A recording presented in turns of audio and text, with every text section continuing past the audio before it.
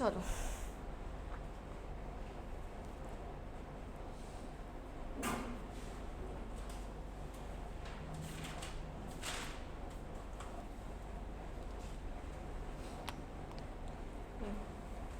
Hello students, आज अपना companies act 2013 का थर्ड क्लास है।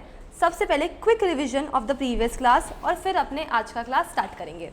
ठीक है, सबसे पहले on the basis of number of members अपने टाइप्स ऑफ कंपनीज पढ़ रहे थे।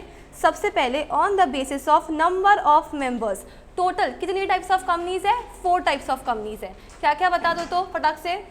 1 पर्सन कंपनी, फिर private company, public company and small company. ठीक है, अब एक बीच में हम लोग सेक्शन नंबर 3 पढ़े थे, ठीक है ना। कंपनीज एक्ट का सेक्शन नंबर 3 क्या बोलता है कि एक कंपनी खोलने के लिए उसमें मिनिमम कितने मेंबर्स होने चाहिए और मैक्सिमम कितने मेंबर्स हो सकते हैं। तो 3 टाइप्स ऑफ कंपनीज है। क्या क्या बता दो?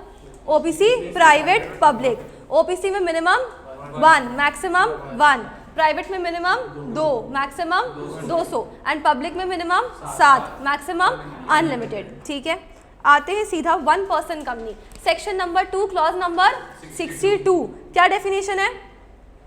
It means a company having only a single person as its member. ठीक है, अब इसका सिग्निफिकेंट पॉइंट्स जो एग्जाम पर्सपेक्टिव से बहुत ज़्यादा इंपॉर्टेंट रहेगा हमारे लिए। ठीक है, सबसे पहला क्या, अच्छा टोटल कितने सिग्निफिकेंट पॉइंट्स है? 5 है। हमने सिग्निफिकेंट पॉइंट्स को 5 कैटेगरीज में तोड़ा, ठीक है ना। अब जिसमें सबसे पहले क्या बोलेगा? Single person as a member. दूसरे में no requirement for minimum paid up share capital. ठीक है, अब एक second, eligibility to become a member and nominee. कोई भी एक जन बताओ मेरे को, कोई भी एक जन। अरे तुमको बोला हम, आप ये कोई भी एक जन। हाँ ऐसे ऐसे बस क्या लोकसभा है कि बस उठो और बोलना चालू? नहीं ना, वहाँ पे भी प्रॉपर वो होता है ना कि सिस्टम होता है ना कि हाथ उठाओ फिर स्पीकर अलाउ करेगा, उसके बाद ना फिर वैसे। कौन बताएगा? नहीं, तुमको आता है। नेक्स्ट, और कोई बताओ? फ्रेश फेस, तुम बताओ बाबू। पहले तो नाम बताओ। क्या? अपना नाम बता। प्रथर्व। अथर्व, ठीक है। I have to remember names ना। अथर्व, ठीक है, चलो बताओ। Okay, a person who is an Indian citizen whether, हाँ ठीक है, For a minimum period of 120 days is eligible in the previous preceding year. in the immediately preceding year, financial year. correct. Is eligible to become a member of this. एकदम सही बोला है क्या? हाँ एकदम सही बोला है, ठीक है, okay. Eligibility to become a member and nominee, ठीक है। A person who is an Indian citizen whether resident और otherwise and has stayed in India for a minimum period of 120 days in the immediately preceding financial year is eligible to become a member or a nominee in OBC। ठीक है, अच्छा अब nominee से 5 point कौन बताएगा? बहुत ही simple था, nominee से 5 पॉइंट कौन बताएगा? कीर्ति बताएगी? बताओ, ट्राई करो, कोशिश करो, हम खा नहीं जाएंगे। बताओ, कोशिश करो। ठीक है, ठीक है, ठीक है,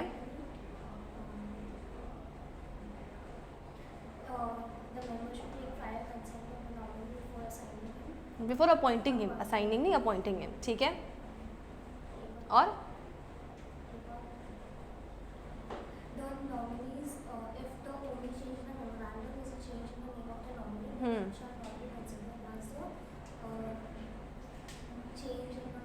change in memorandum, alteration in memorandum, ठीक है, एकदम परफेक्ट बोलिए, एकदम परफेक्ट, ठीक है। सबसे पहला पॉइंट क्या है? The memorandum shall state the name of the nominee, ठीक है। अच्छा, नॉमिनी कौन होता है? जो सब्सक्राइबर के डेथ पे या इनकैपेसिटी पे ओबीसी का मेंबर बनेगा, करेक्ट। अब वो नॉमिनी का नाम must be mentioned in memorandum, ठीक है। दूसरा, take prior consent, prior written consent, form number क्या था? INC 3, ठीक है। नॉमिनी में any time withdraw his consent, member can change the name of nominee, and if the only change in memorandum is the change in the name of nominee, then it shall not be considered as alteration in memorandum. ठीक है, अच्छा nominee हो गया. अब other points में सबसे पहले prohibited activities. बाबू दो प्रोहिबिटेड एक्टिविटीज बता, नाम बता पहले. नमन बता. The OBC cannot carry out section 8 activities. Correct. It cannot carry out non-banking financial investment. Excellent. ठीक है, दो काम ओबीसी नहीं कर सकता, सेक्शन 8 कंपनी वाले काम नहीं कर सकता और non banking financial investment activities नहीं कर सकता. ठीक है, अब नेक्स्ट पॉइंट क्या था? A member, a person can become a member in one OPC and a nominee in another OPC at a particular period of time. But if that person becomes a member in both the OPCs, then he will have कितना time? 6 months to choose in which OPC he wants to continue as a member. ठीक है, क्या minor का क्या role रहेगा OPC में? कोई role नहीं है, ना वो मेंबर बन सकता है, ना वो नॉमिनी बन सकता है, ना वो बेनिफिशियल इंटरेस्ट होल्ड कर सकता है. ठीक है, हो गया.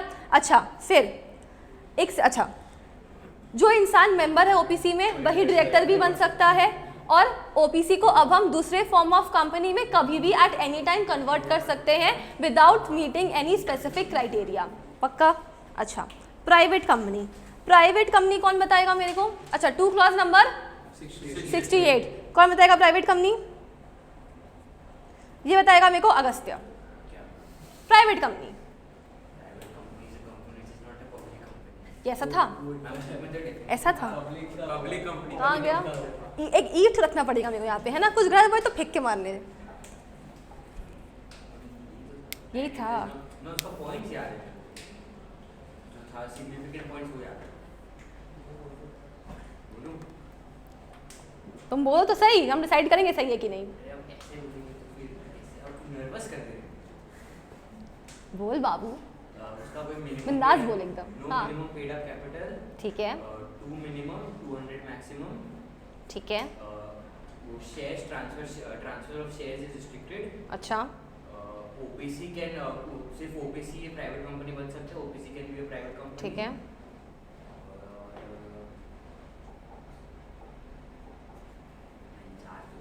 चार्ट तो याद है, तो कोई बात नहीं, आधा अधूरा है. पूरा कौन बोलेगा?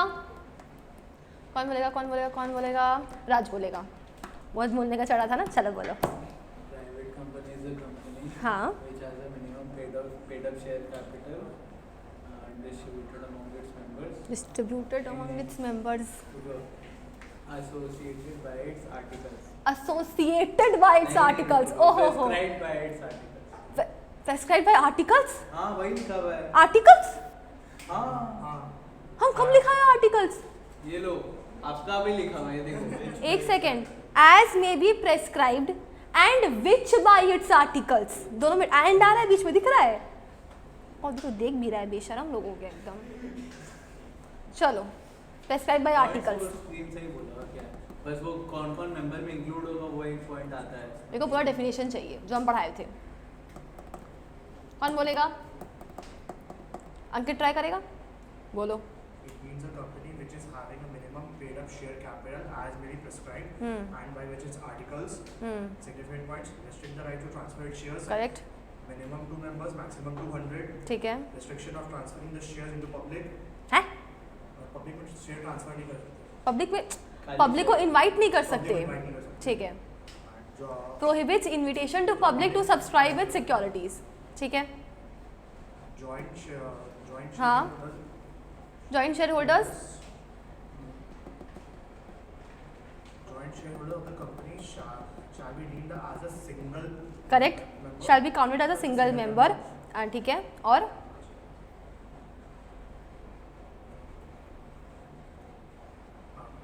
Current employees or and the ex-employees of the company cannot be counted as members of the company. Correct, एकदम सही बोला है. ठीक है क्या? सही बोला क्या? ठीक है, तो हम लोग सब बोले वापस. चलो, private company section 2 clause number 68. Private company means a company which has minimum paid up share capital as may be prescribed. और प्रेस्क्राइब्ड कहाँ पे है? अबे प्रेस्क्राइब्ड कहाँ पे है? एमओए में.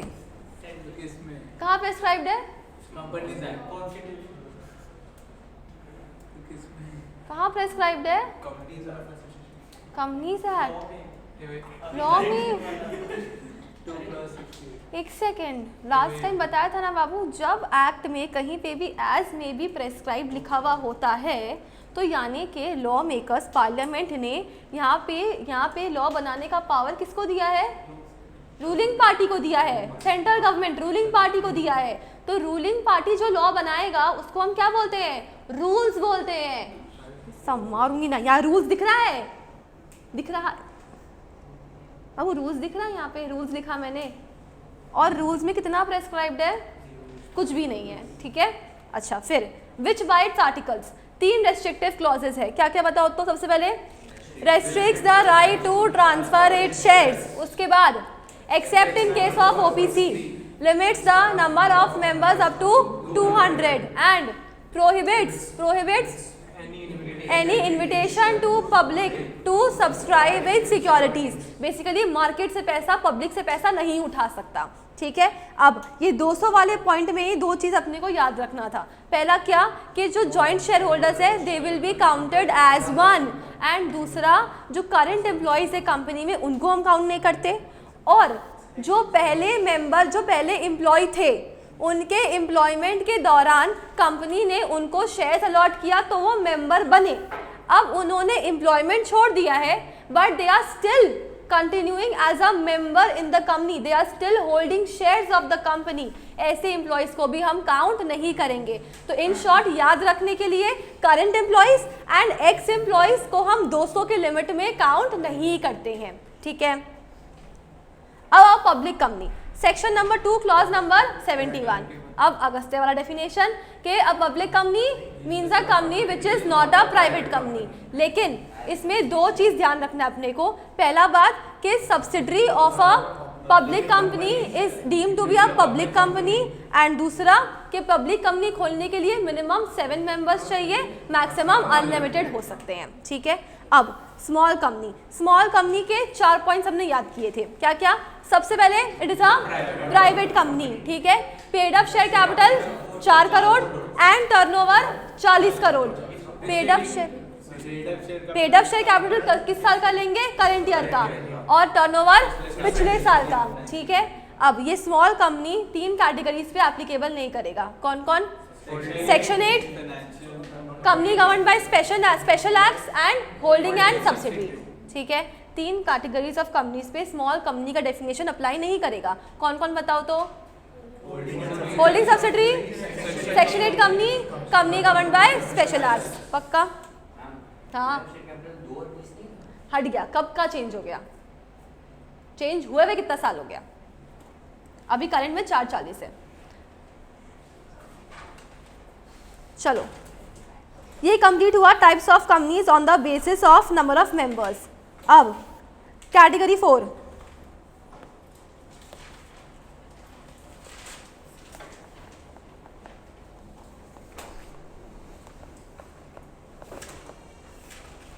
On the basis of control.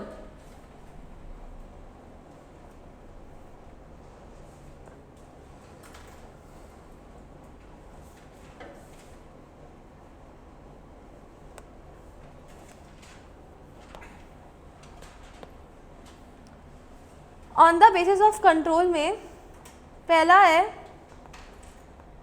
Holding company, फिर सब्सिडरी कंपनी, और उसके बाद एसोसिएट कंपनी। ठीक है, holding company section number 2 clause number 46, subsidiary company section 2 clause number 87, and associate company section 2 clause number 6। ठीक है, ऐसे ही लिखना है। होल्डिंग कंपनी और एसोसिएट कंपनी लिखने के लिए कम स्पेस यूज करना, सब्सिडरी कंपनी थोड़ा सा बड़ा रहेगा तो यू विल रिक्वायर स्पेस।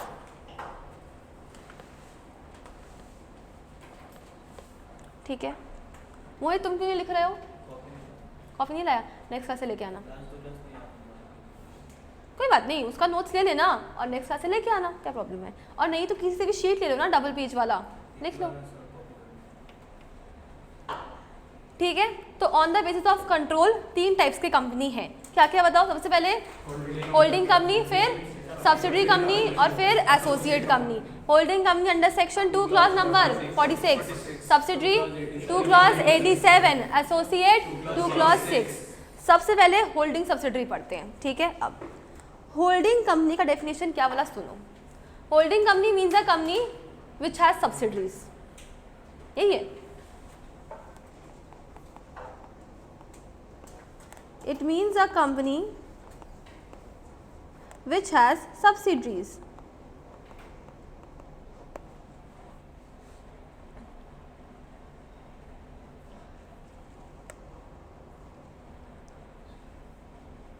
तो होल्डिंग कंपनी के डेफिनेशन में दम नहीं है, क्या पढ़ना पड़ेगा? Subsidiary company. जैसे प्राइवेट कंपनी और पब्लिक कंपनी में, पब्लिक कंपनी के डेफिनेशन में दम नहीं था, जो था प्राइवेट कंपनी में था। Same is with holding and subsidiary. Holding company वो कंपनी है जिसका सब्सिडरीज है, ठीक है। अब सब्सिडरी कब कहलाएगा?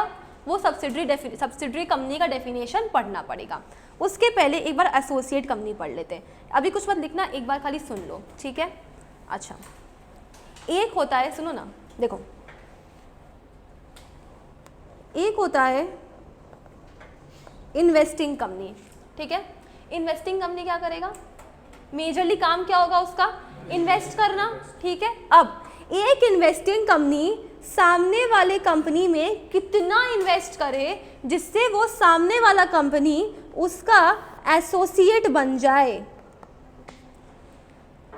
एक इन्वेस्टिंग कंपनी सामने वाले कंपनी में कितना इन्वेस्टमेंट करेगा जिससे वो सामने वाले कंपनी उस इन्वेस्टिंग कंपनी का एसोसिएट बन जाए, ठीक है। लॉ बोलता है कि इन्वेस्टिंग कंपनी का सामने वाली कंपनी को एसोसिएट बनाने के लिए उसके ऊपर एक सिग्निफिकेंट इन्फ्लुएंस होना चाहिए। अब सिग्निफिकेंट इन्फ्लुएंस मतलब क्या होता है? सिग्निफिकेंट इन्फ्लुएंस मतलब कम से कम कंट्रोल होना चाहिए या शेयर होल्डिंग होना चाहिए of at least 20% of total voting power, ठीक है। टोटल वोटिंग पावर क्या होता है, इसके ऊपर एक अलग थोड़ा डिस्कशन है 5-10 मिनट का, वो अपने बाद में करेंगे। बट टोटल वोटिंग पावर तुम अभी समझो almost same as paid up share capital, ठीक है। बट थोड़ा डिफरेंस है। कब डिफरेंट हो जाएगा? Normally total voting power and paid up share capital same होता है, बट एक केस में वो डिफरेंट हो जाता है। कब होएगा वो बता देंगे क्लास के बाद में, मतलब थोड़ा बाद में, ठीक है। अच्छा, तो एक कंपनी जो इन्वेस्टिंग कंपनी है सामने वाली कंपनी में कितना इन्वेस्ट करेगा जिससे वो सामने वाली कंपनी उसका एसोसिएट बन जाए। लॉ बोलता है सिग्निफिकेंट इन्फ्लुएंस होना चाहिए। अब सिग्निफिकेंट इन्फ्लुएंस मतलब क्या होता है? कंट्रोल ऑफ एटलीस्ट कितना? 20% ऑफ टोटल वोटिंग पावर, पक्का, ठीक है। And it includes a joint venture. Associate company includes a joint venture. What is a joint venture? कोई आइडिया है? सिर्फ दो? टू और मोर कंपनीज क्या करेंगे साथ में मिलके? कंपनी बिजनेस साथ में करेंगे, ठीक है। क्यों बिजनेस साथ में करेंगे? नहीं, बाय ओनली प्रॉफिट। अरे अगर प्रॉफिट ही मोटिव होता तो हम साथ में बिजनेस क्यों करें? पूरा प्रॉफिट लड्डू हम ही खाएं, क्यों बांटे हम, है ना? हाँ, इन्वेस्ट भी नहीं करते हैं। देखो देखो, जैसे फॉर एग्जाम्पल सुनो ना, जब दो कंपनीज हैं, ठीक है, मान लो ए लिमिटेड और बी लिमिटेड, ठीक है, एक प्रोजेक्ट बनाना है, एक बिल्डिंग कंस्ट्रक्ट करनी है मान लो, ठीक है। अब ए लिमिटेड के पास में कैपिटल है, ठीक है, बी लिमिटेड के पास में लेबर है, ठीक है। अब ये दोनों मिलके एक तीसरा कंपनी खोलेंगे सी लिमिटेड और बिजनेस करेंगे सी लिमिटेड के नाम से। वो बिल्डिंग प्रोजेक्ट वो करेंगे, क्या बोलते हैं, बिल्डिंग कंस्ट्रक्ट करेंगे, प्रोजेक्ट को कंप्लीट करेंगे, ठीक है। जब एक पर्टिकुलर वेंचर के लिए व्हेन 2 और more companies come together and bring their assets, तब वो जॉइंट वेंचर कहलाता है। क्लियर है? They are sharing their assets, इनका जो एसेट्स है ये इन लोग शेयर करते हैं एंड फिर साथ में बिल्डिंग कंस्ट्रक्ट करेंगे और प्रोजेक्ट कंप्लीट करेंगे। जो मुनाफा होगा वो बांट लेंगे आपस में, जो एज पर दी अग्रीमेंट रहता है उनका। समझा क्या? इसको बोलते हैं joint venture. Basically I am lacking in, I have something but 1 point is missing and you have that 1 point, और मेरा जो मिसिंग है वो तुम्हारे पास है, और मेरे पास जो एसेट है वो तुम्हारे पास नहीं है, तो वो हो जाएगा जॉइंट वेंचर। समझा क्या? क्लियर? ये होता है joint venture.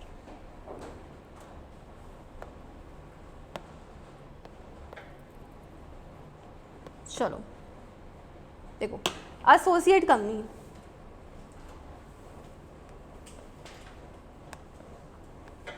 in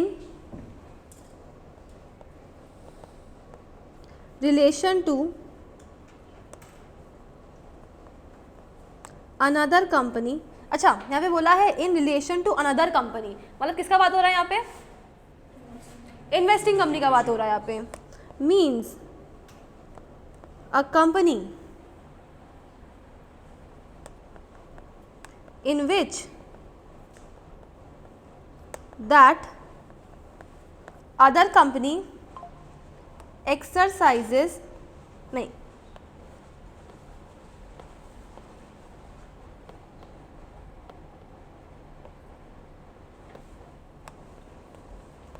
has a significant influence,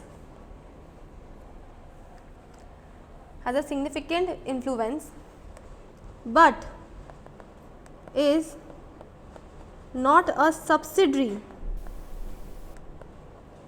and includes a joint venture।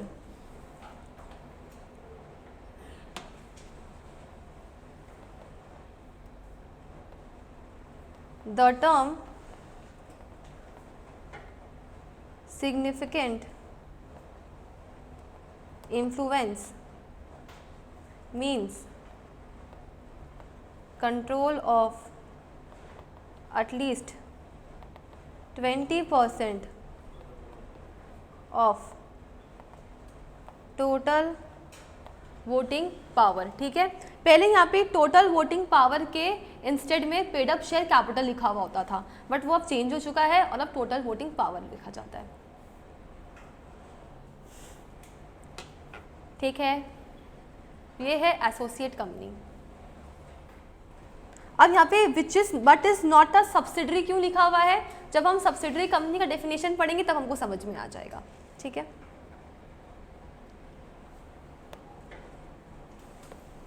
अब सब्सिडरी पढ़े क्या?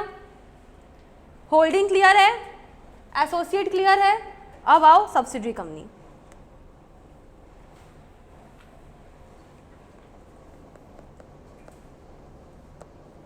It means a company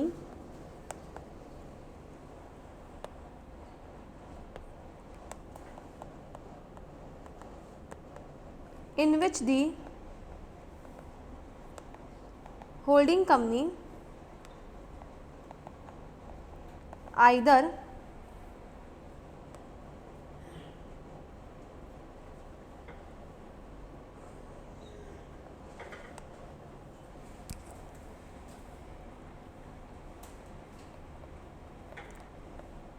controls the composition of board of directors or exercises more than 1/2 of total voting power. TVP समझ जाओगे ना? Total voting power either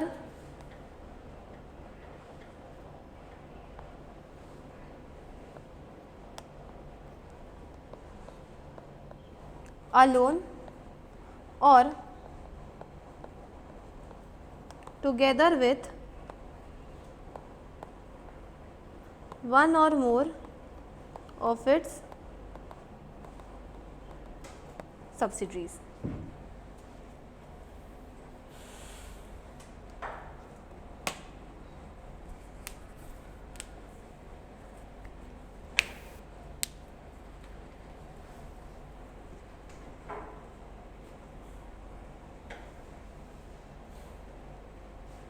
लिख लोगे तब बताना, फिर एक्सप्लेन कर रहे हैं।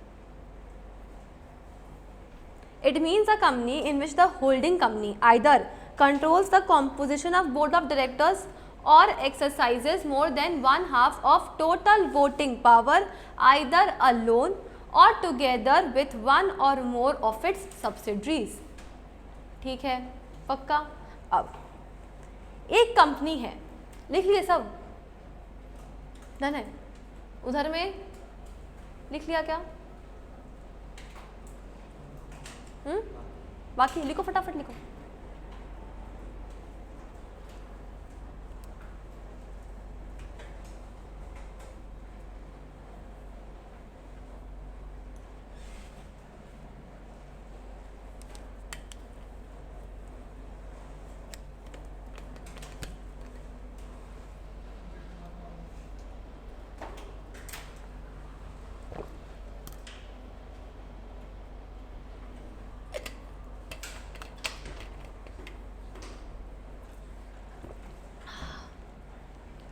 हो गया? लिख लिया? ए बाबू लिख लिया? सब लिख लिए? चलो सुनो, अब एक कंपनी है, उसको सामने वाले कंपनी में अपना कंट्रोल एस्टैब्लिश करना है।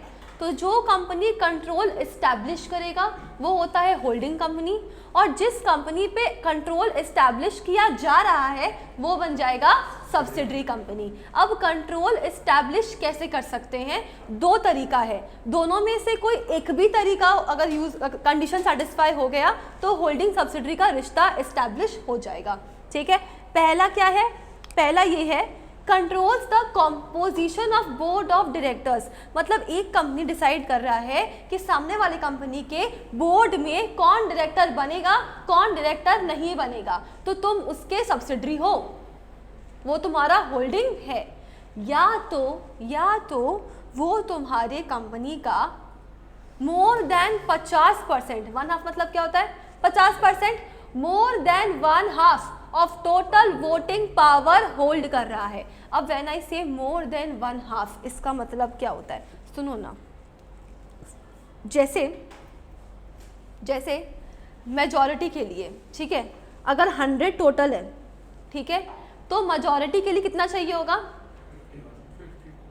अगर सुनो ना, अगर 50-50 होता है तो क्या मेजॉरिटी है? नहीं। तो अगर मेजॉरिटी चाहिए तो कितना चाहिए? 51। पर 51 क्यों? अगर 50.1 भी हो रहा है तो मेजॉरिटी नहीं है क्या? है ना, बस 50 से ज़्यादा होना चाहिए, है कि नहीं?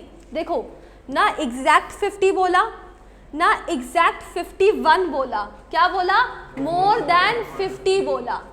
क्योंकि देखो अगर मोर देन 50 है तो 50 तो आएगा ही नहीं, 50 तो आएगा ही नहीं। मोर देन 50 मतलब 51 तो हम समझते हैं, ठीक है, लेकिन एग्जैक्ट अगर 51 ही बोलना होता तो एटलीस्ट 51 लिख देता लॉ में। लिखा क्या? नहीं, मोर देन 50 बोला। तो अगर 50.1 भी है तो क्या वो मोर देन 50 है? हाँ, तो क्या वो होल्डिंग बन जाएगा कंपनी का? हाँ बन जाएगा। समझा? That is why more than 50 is very important. क्योंकि तुम याद रखो इसको एग्जाम में, एटलीस्ट 50 लिखोगे गलत हो जाएगा, एटलीस्ट 51 लिखोगे गलत हो जाएगा। You will have to write more than 50 या मोर देन 1/2। ठीक है, ये डेफिनेशंस है ना, हम डेफिनेशंस पढ़ रहे हैं ना। अब डेफिनेशन एज इट इज़ जो लॉ में लिखा हुआ है हमको वही लिखना पड़ेगा। ये टेक्निकल डेफिनेशंस होते हैं, इसमें हम चेंजेस या अपने वर्ड्स में नहीं लिख सकते, वो रॉन्ग हो जाएगा। और ज़रूरी नहीं हमारा इंटरप्रिटेशन सही हो। हम जो अभी पढ़ रहे हैं अभी समझ में आ रहा है, वहाँ पे हम एग्जाम में कुछ भी लिख दिए तो चलेगा क्या? नहीं चलेगा, तो वो गलत हो जाएगा। Definitions have to be written as it is the way they are. Clear है? पक्का? अब more than 1/2 of total voting power समझ में आया तुमको? अब ये कैसे होल्ड कर सकता है? या तो खुद भी होल्ड कर सकता है या फिर अपने एक आध सब्सिडरीज के साथ में भी होल्ड कर सकता है। अब इसका क्या मतलब होता है? सुनो, देखो ये अच्छा चीज़ है।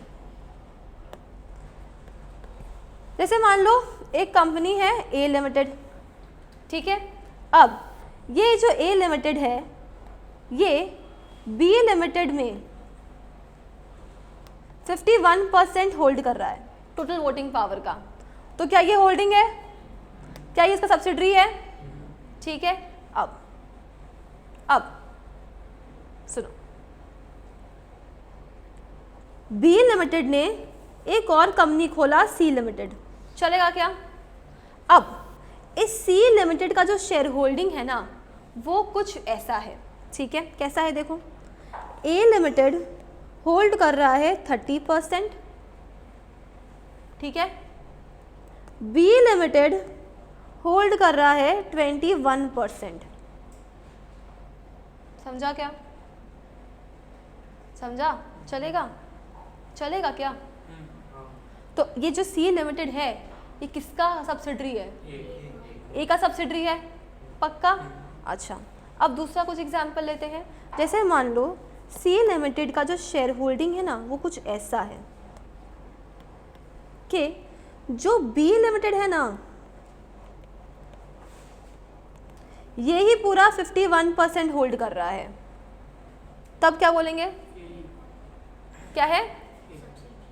ए का ही सब्सिडरी है। तो ए का सब्सिडरी कैसे है? सुनो ना, ये बी लिमिटेड सी का होल्डिंग है और ये बी का सब्सिडरी है, बट सी लिमिटेड का अल्टीमेट होल्डिंग कौन है? ए लिमिटेड, ठीक है? अब ऐसा भी हो सकता है कि इन्होंने एक सब्सिडरी खोला, मान लो डी लिमिटेड, ठीक है? इसमें शेयर होल्डिंग है सी लिमिटेड का और शेयर होल्डिंग है ए लिमिटेड का, चलेगा क्या? फिर भी इसका अल्टीमेट होल्डिंग कौन होगा? ए लिमिटेड, ठीक है?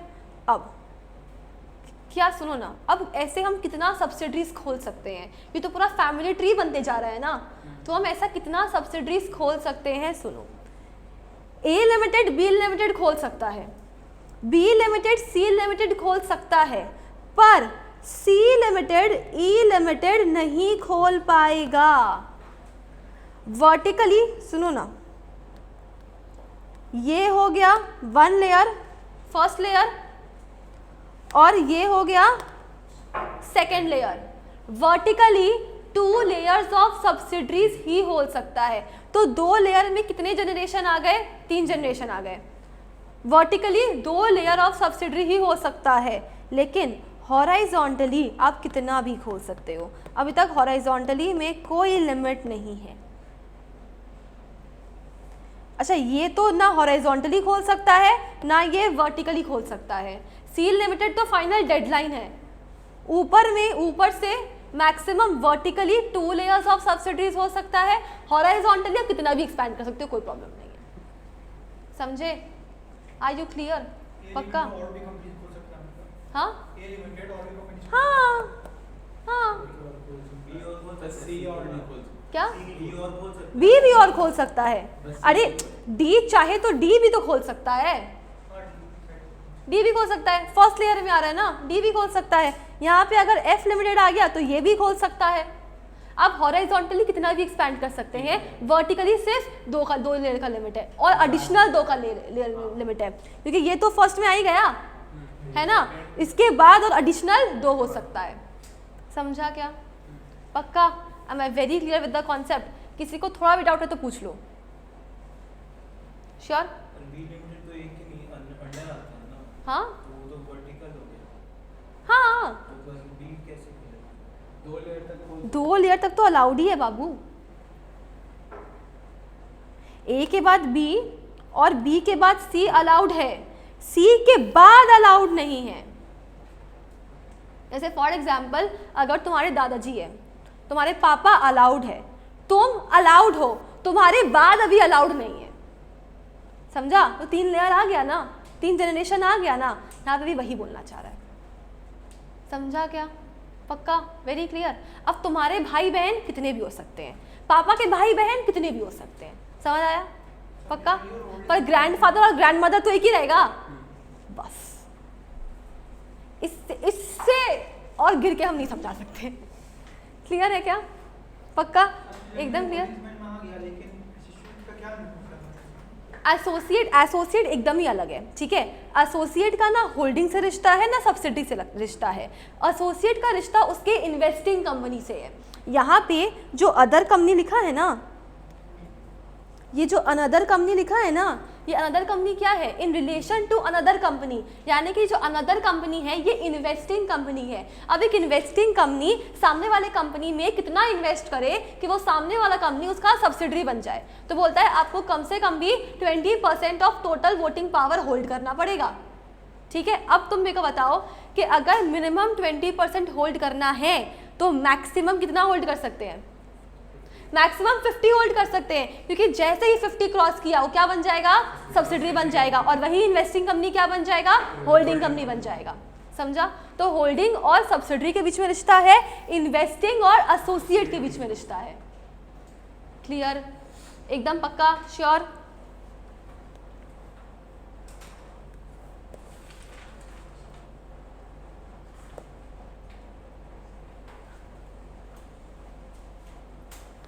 ठीक है, अब नोट करके ना 2 पॉइंट लिखोगे।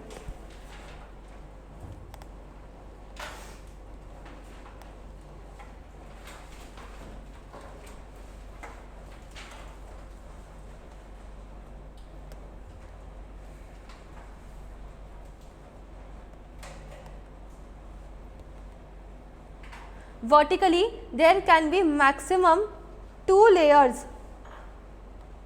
of subsidiaries, and point number 2, अच्छा एक मिनट रुको तो, ये तो दिखाई दिए थे।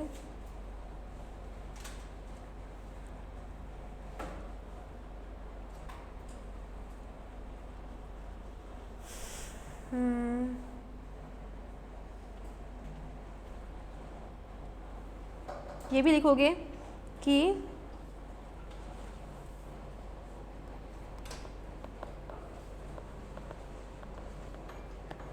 ये रिपीट लिखवा रहे हैं बट ज़रूरी है लिखना, ठीक है, ताकि तुमको याद रहे। अ subsidiary of a public company shall be deemed to be a public company and a subsidiary of a government company shall be deemed to be a government company। ठीक है, एक जगह रहेगा तो तुम्हारे लिए सही रहेगा।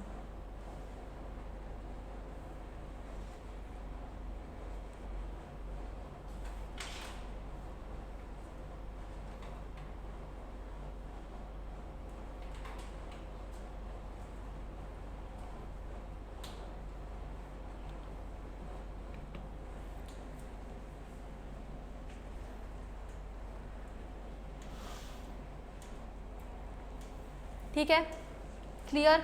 लिख लिए? अब आओ point number 5, other companies.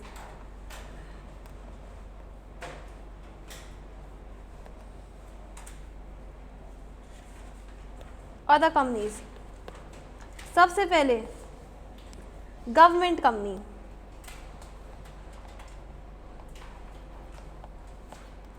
Section number 2 clause number 45।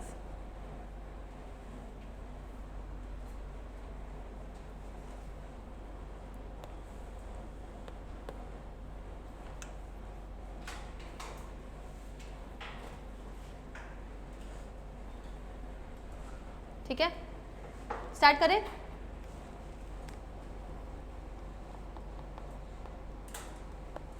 It means a company in which at least 51% of the paid up share capital is held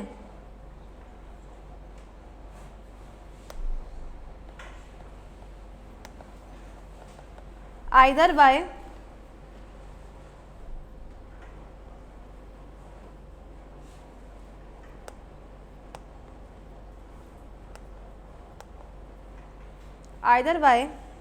CG or SGs और partly by CG and partly by SGs and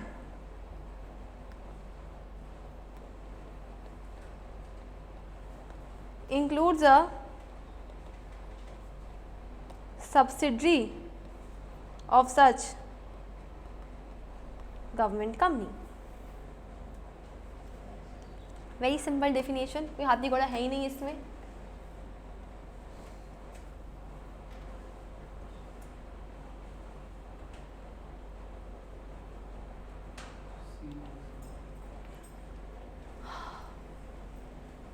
बहुत ही simple definition है. अब यहाँ पे बोल दिया कि at least 51% paid up share capital must be held by CG या फिर एसजीज. अच्छा एसजीज क्यों बोले? सीजी तो एक ही है सेंट्रल गवर्नमेंट, लेकिन मल्टीपल स्टेट्स है तो मल्टीपल स्टेट गवर्नमेंट्स होल्ड कर सकते हैं. आइदर एक स्टेट गवर्नमेंट पूरा होल्ड कर सकता है या फिर मल्टीपल स्टेट गवर्नमेंट्स मिला के भी होल्ड कर सकते हैं, कोई प्रॉब्लम नहीं है. ठीक है. और partly by central government and partly by state governments हो तो भी चलेगा. एंड हम लोग ऑलरेडी पढ़ चुके हैं कि subsidiary of a government company is deemed to be a government company. एक चीज़ मेरे को बताओ, देखो ना, अगर मोर देन 50% होता है तो वो क्या है? सब्सिडरी. अगर मोर देन, ध्यान से, अगर मोर देन 50% है तो क्या है? सब्सिडरी. अगर एटलीस्ट 51% बाय गवर्नमेंट है तो क्या है? Government company. ठीक है. अगर मान लो एक कंपनी तुम्हारा 100%, अगर एक कंपनी तुम्हारा 100% paid up share capital hold कर रहा है तो उसको क्या बोलेंगे? सब्सिडरी तो है ही, लेकिन ऐसे कंपनी को हम लोग बोलते हैं होली ओन्ड सब्सिडरी. अगर एक कंपनी दूसरे कंपनी का पूरा 100% paid up share capital hold कर रहा है तो उसको हम लोग क्या बोलते हैं? Wholly owned subsidiary. पूरा कंट्रोल उसके पास में है ना, इसलिए होली ओन्ड. प्यार से इसको बोलेंगे WOS. करेक्ट. ठीक है. अच्छा, अब एक एग्जाम्पल दे रहे हैं तो मेरे को बताओगे ये गवर्नमेंट कंपनी है कि नहीं है. ठीक है. अच्छा, ध्यान से चोख खोल के एग्जाम्पल पढ़ना, ये गलत ही बोलोगे. चलो, कंपनी है ए लिमिटेड, इसका शेयर होल्डिंग कुछ ऐसा है. सीजी होल्ड कर रहा है 30%, स्टेट गवर्नमेंट होल्ड कर रहा है 20%. ठीक है. और एक कंपनी है बी लिमिटेड. ठीक है. और ये कंपनी गवर्नमेंट कंपनी है जो होल्ड कर रहा है 20% और अदर्स है जो होल्ड करते हैं 30%. ठीक है. अब तुम मेरे को बताओ ये गवर्नमेंट कंपनी है कि नहीं है?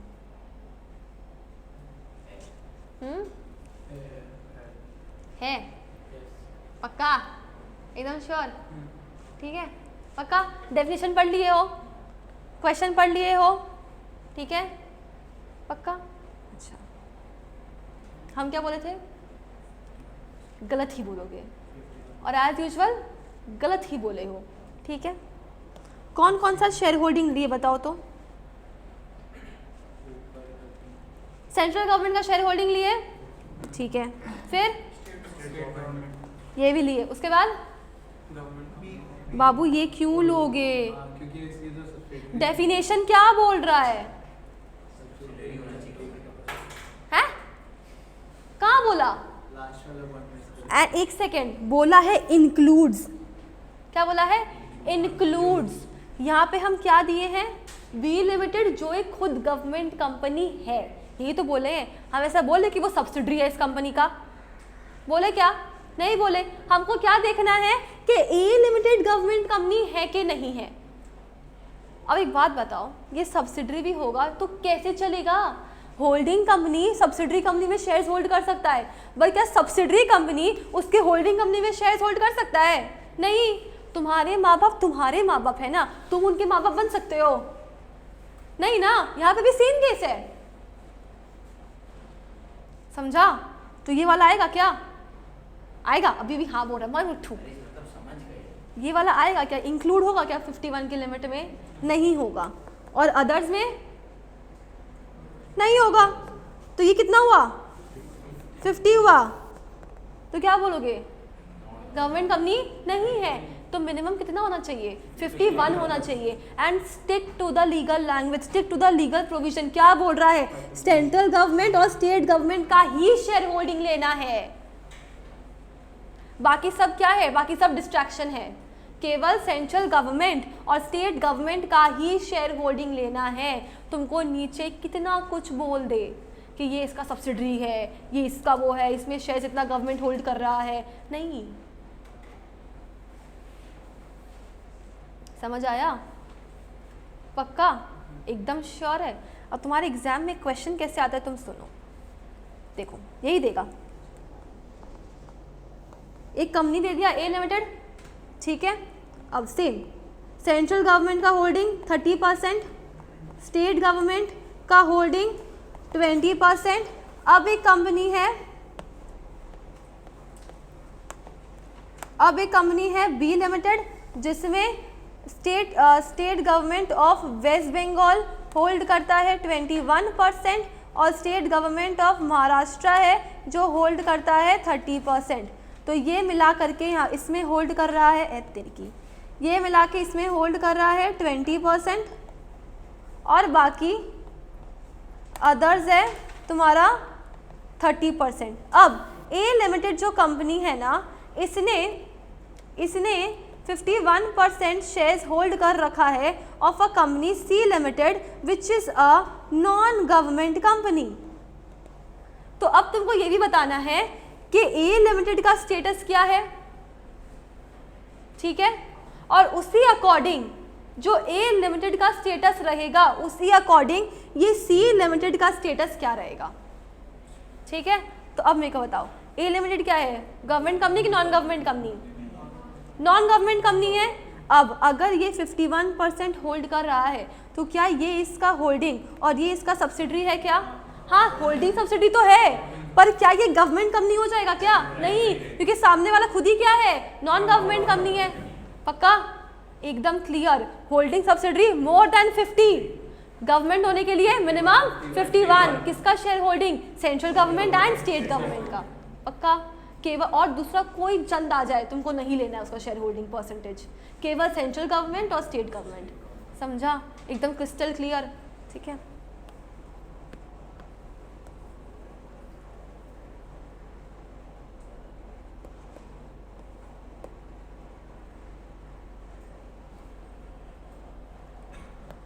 इसी के साथ गवर्नमेंट कंपनी होता है खत्म।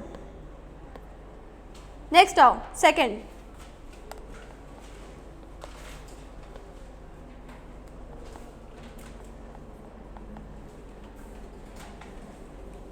अब लिखो फॉरेन कंपनी।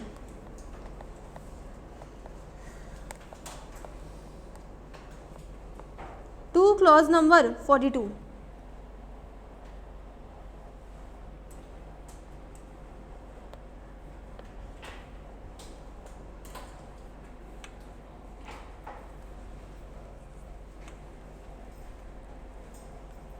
अच्छा सुनो ना, काफ़ी पढ़ लिए, एक बार रिवाइज कर ले क्या? एक बार रिवाइज कर लेते हैं, ठीक है, फिर फॉरेन कंपनी पढ़ते हैं। सबसे पहले on the basis of control. On the basis of control total कितने टाइप से कंपनी है? 3। क्या क्या बताओ तो? Holding company, subsidiary company, associate company. अब holding company defined under section 2 clause number 46, subsidiary company 2 clause 87 and associate company 2 clause 6। अब holding company क्या होता है? It means a company which has subsidiaries. अब सब्सिडरी कंपनी क्या होता है? ध्यान से, it means a company, subsidiary company means a company in which the holding company either controls the composition of board of directors or exercises more than 1/2 of total voting power either alone or together with one or more of its subsidiaries। ठीक है, अब आते हैं associate company में। Associate company in relation to another company means a company in which that other company exercises significant influence but which is not a subsidiary company and includes a joint venture. The term significant influence means control of at least 20% of total voting power. सिर्फ knowledge के लिए maximum कितना हो सकता है? 50 cross करते ही क्या बन जाएगा? Whole subsidiary. फिर government company, section number 2 clause number 45। Government company क्या होता है? It means a company in which at least 51% of the paid up share capital is held by CG और एसजीस और partly by CG, partly by एसजीस and includes a subsidiary of such government company. अब foreign company में आओ। Excellent. अच्छा, foreign company नाम से समझ में आ रहा है इंडिया की कंपनी है कि बाहर की कंपनी है? बाहर की कंपनी है। तो देखो, it means a company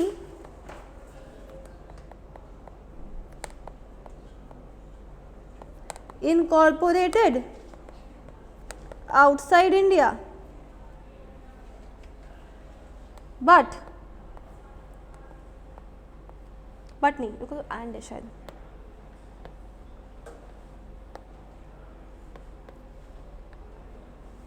And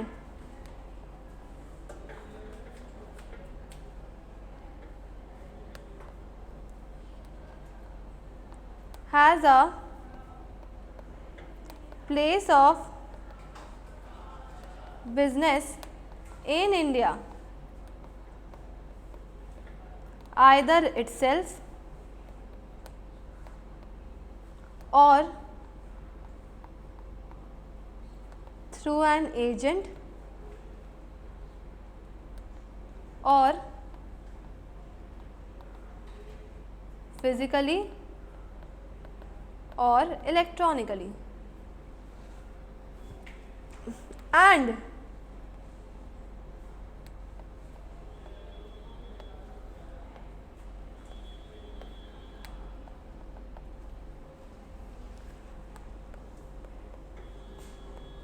conducts business activity in India in any manner.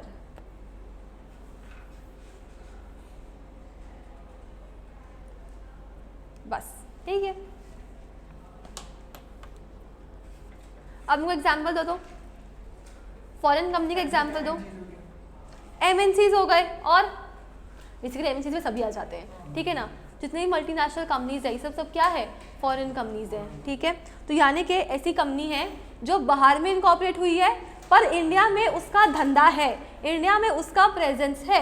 अब वो खुद से भी आ सकती है, अपने एजेंट के थ्रू भी आ सकती है, फिजिकली भी काम कर सकती है और पूरा इलेक्ट्रॉनिकली भी काम कर सकती है, ठीक है।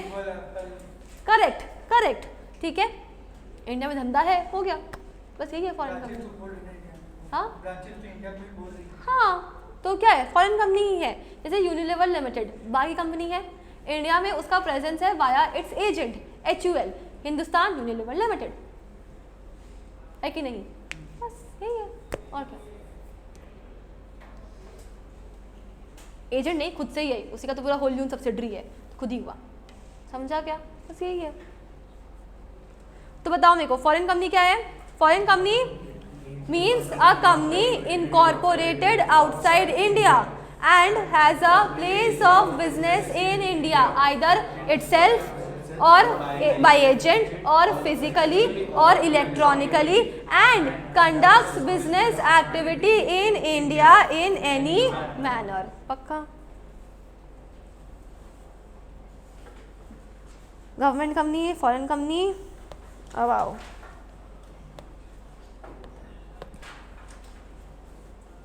अब नेक्स्ट इंपॉर्टेंट टॉपिक,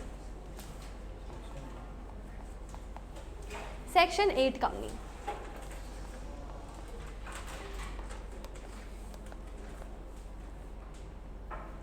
प्यार से इसको चैरिटेबल कंपनीज भी बोलते हैं।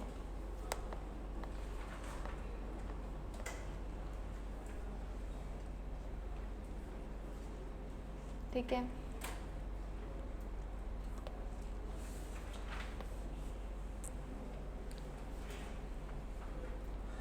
Sure sure. अब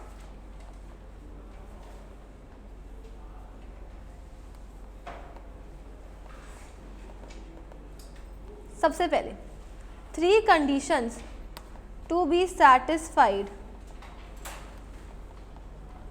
in order to be registered as a charitable company या फिर सेक्शन 8 कंपनी, कुछ भी बोल लो, ठीक है। सबसे पहले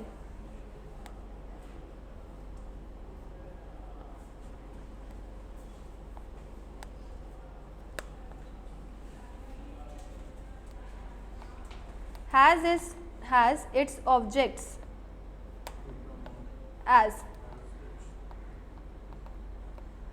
promotion of science, commerce, arts, education,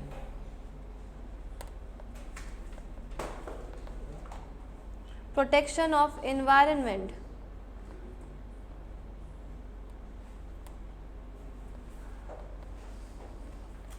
religion,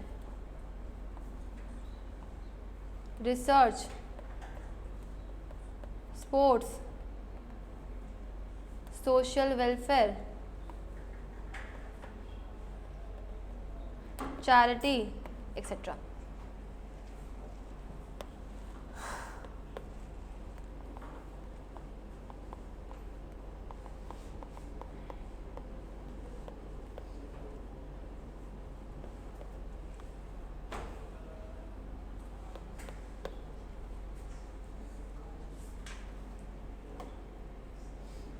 इसका शॉर्ट फॉर्म है, इतना सारा लिखा दिया ना, साइंस कॉमर्स आर्ट्स, ये तो तुम लोग समझते ही हो, साइंस कॉमर्स आर्ट्स, ठीक है। अभी भी स्ट्रीम चूज करके आई हो थोड़ा दिन पहले, तो साइंस कॉमर्स आर्ट्स हो गया।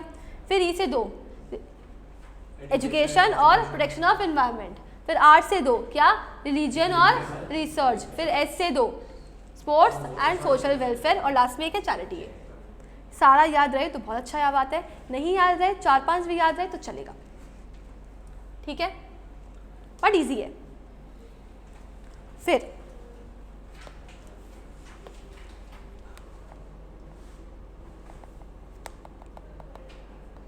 profits if any shall be utilized in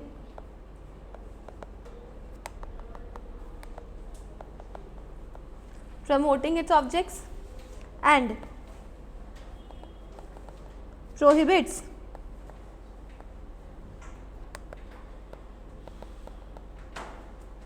payment of dividend to its members। अच्छा एक बात बता, सेक्शन 8 कंपनी इनकॉर्पोरेट करने के लिए क्या तीनों कंडीशन सेटिस्फाई करना है कि एनी वन?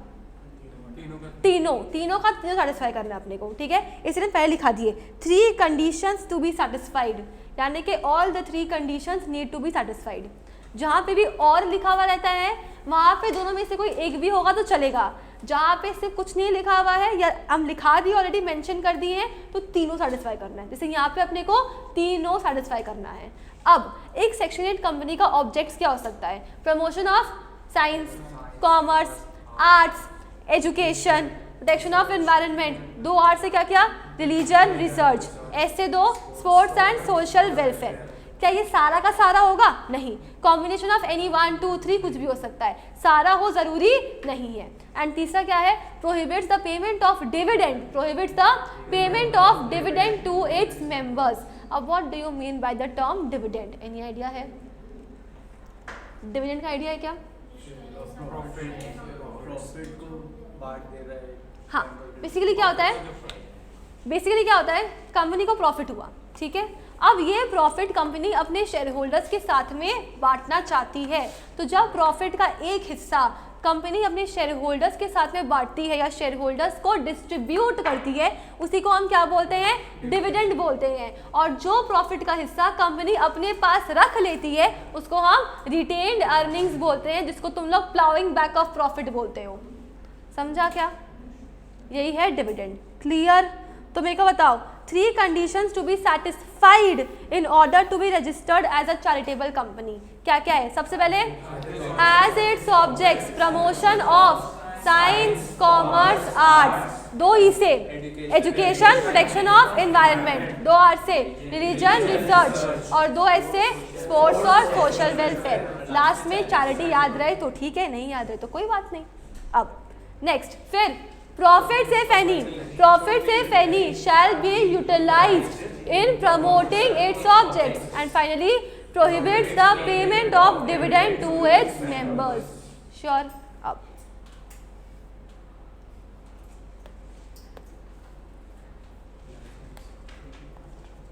अब ये जो कंपनी है ना, ऐसी जो कंपनीज होती है ना, जैसे अपने नॉर्मल प्राइवेट लिमिटेड कंपनी या पब्लिक लिमिटेड कंपनी खोलते हैं, तो ये लोग ना ऐसा नॉर्मल पीएलसी या ऐसे क्या पीटीसी के अकॉर्डिंग नहीं चल सकती। ठीक है, इनको एक स्पेशल लाइसेंस लेना होता है to work as a section 8 company, and ये स्पेशल लाइसेंस ग्रांट करने का पावर होता है रजिस्ट्रार ऑफ कंपनीज के पास में, जिसको अपने बोलते हैं प्यार से आरओसी। अब जिसको नहीं मालूम है आरओसी कौन है हम बताएंगे बाद में, पर थोड़ा सा भी बस याद रखो कि ROC has the power to grant licence. ठीक है, देखो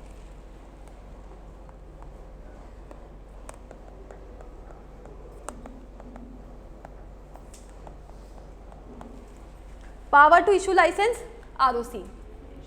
ठीक है, अब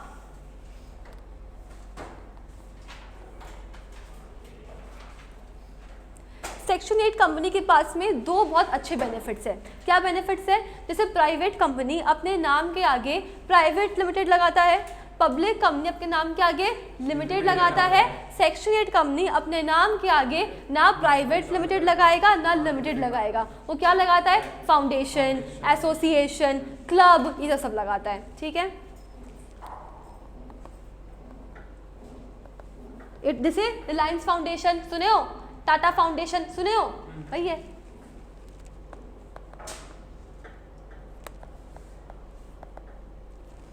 it operates without adding private limited या limited in its name, and it enjoys all the privileges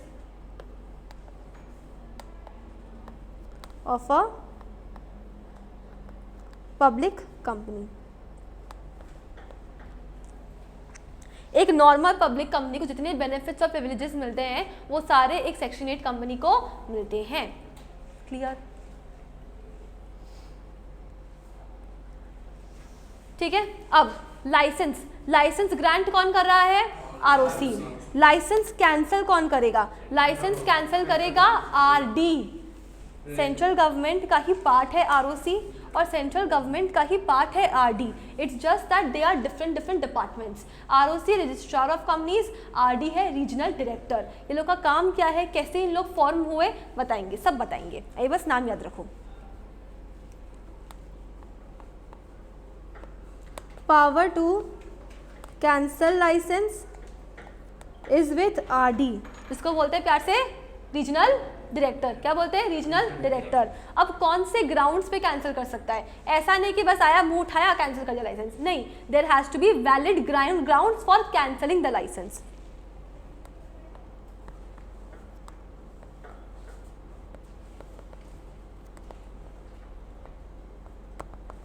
on the following grounds. सबसे पहले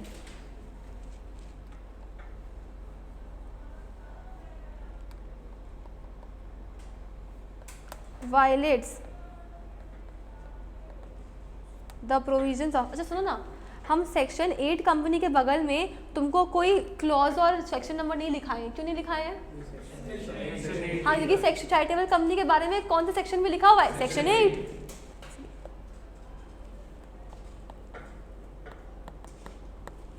violates the provisions of section 8 या फिर violates any of the conditions subject to which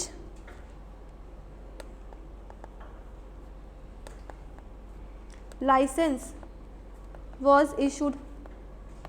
हो सकता है ROC ने licence grant करते टाइम कोई स्पेशल कंडीशंस, एक्स्ट्रा कंडीशंस लगाया होगा उस कंपनी पे। अगर वो स्पेशल कंडीशंस का भी वायलेशन हो जाता है then it serves as a valid ground for RD to cancel the licence. या फिर अपना बिजनेस अफेयर्स फ्रॉडुलेंटली कंडक्ट कर रहा है, बोला प्रमोशन ऑफ आर्ट्स करेंगे, ठीक है, अब आर्ट्स के प्रमोशन के नाम पे बार डांस प्रमोट कर रहा है, चलेगा क्या? नहीं।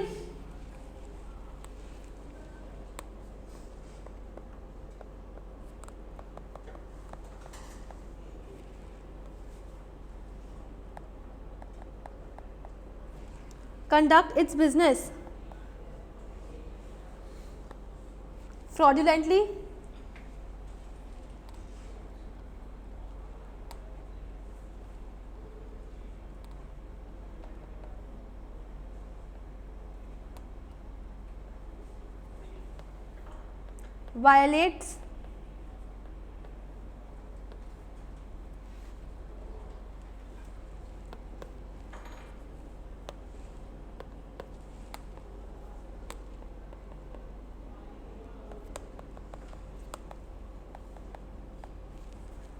violates its objects या फिर prejudicial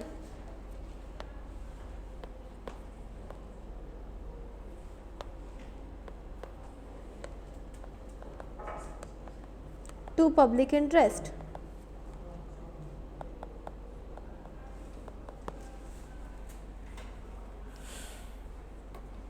ये 5 ग्राउंड्स हैं। एनी ऑफ द ग्राउंड्स के बेसिस पे RD can cancel the licence of a section 8 company, ठीक है।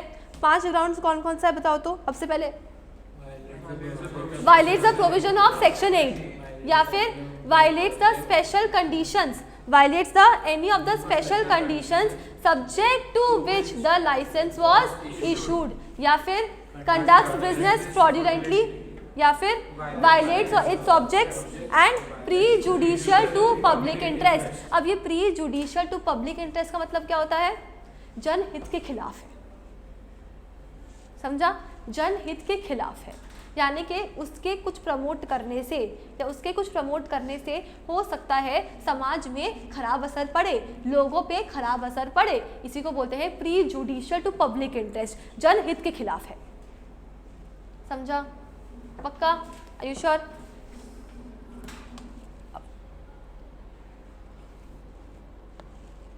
एक बार कैंसिल कर दिया licence, if the RD cancels the licence, revoke कर दिया लाइसेंस को, तब क्या क्या ऑर्डर्स वो पास कर सकता है?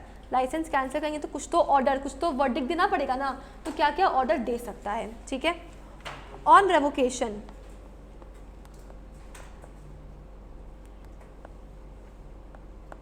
रेवोकेशन माने cancellation of the licence.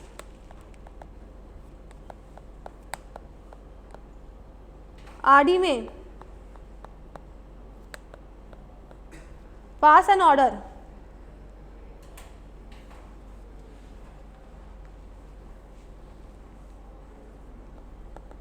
To, तीनों में से कोई भी एक ऑर्डर पास कर सकता है।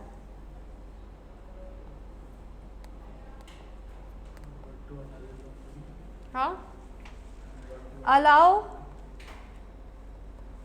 the company to operate after adding PVD LTD और LTD या फिर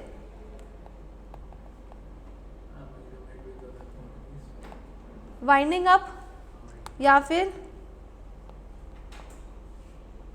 अमलगमेट विथ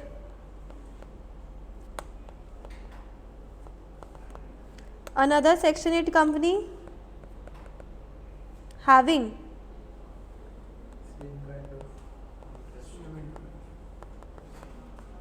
similar objects. अब इसका मतलब क्या है? इसका एक बहुत ही इजी तरीका है समझने का, ठीक है, इतना दिमाग लगाना ही नहीं होगा तुमको। देखो अब समझो, सेक्शन 8 कंपनी, तुम एक बार सेक्शन 8 कंपनी की जगह पे अपने आप को इमेजिन करो और आरडी के जगह पे अपने पेरेंट्स को इमेजिन करो, ठीक है। अब तुमने कुछ गलत काम किया या कुछ शैतानी की तो तुम्हारे माँ बाप ज़्यादा से ज़्यादा क्या कर लेंगे, ठीक है। सबसे पहले बोलेंगे ये अपने मन मर्जी का मालिक है, इसको छोड़ दो, जो करना है वो करे। Allow it to operate after adding the word PVT, LTD और एलटीडी, या तो वाइंड अप, वाइंड अप मतलब घर से निकाल दो, वाइंड अप, ठीक है। उसके बाद जो कॉमन नोशन है, बच्चा बिगड़ गया है, शादी करा दो सुधर जाएगा, लेकिन शादी सेम कास्ट में होना चाहिए, लेकिन शादी सेम कास्ट में होना चाहिए। तो amalgamate with another section 8 company having similar objects, पक्का, ठीक है, बस यही है। सुनो ना, 4 पॉइंट कर चुके हैं। अब जैसे सुनो, हम लोग जो इसको पॉइंट वाइज पढ़ रहे हैं ना, ये सारा का सारा तुम्हारा क्या है, significant points of section 8 company है, ठीक है। तो बताओ मेरे को कितना पॉइंट पढ़ लिए? 6 पॉइंट पढ़ लिए, अरे वाह। सबसे पहले, ठीक है, ऑलमोस्ट होने वाला है, 4-5 थोड़ा पॉइंट है, बहुत इजी। सबसे पहले क्या पॉइंट था? हाँ, conditions to be fulfilled in order to in college registered as a section 8 company. 3 condition है, क्या क्या बता दो तो? Has objects to promote science, commerce, arts, education, protection of environment, religion, research, sports, social welfare, charity etcetera. दूसरा, profits if any shall be utilised to promote its objects. तीसरा, prohibits the payment of dividend to its members. अब licence grant कौन करेगा? ROC. एक बार licence grant हो गया तो इसको 2 प्रिविलेज मिलता है। पहला बात, it can operate without adding the word PVT, LTD, private limited और लिमिटेड, एंड दूसरा, it enjoys all the privileges of a public limited company.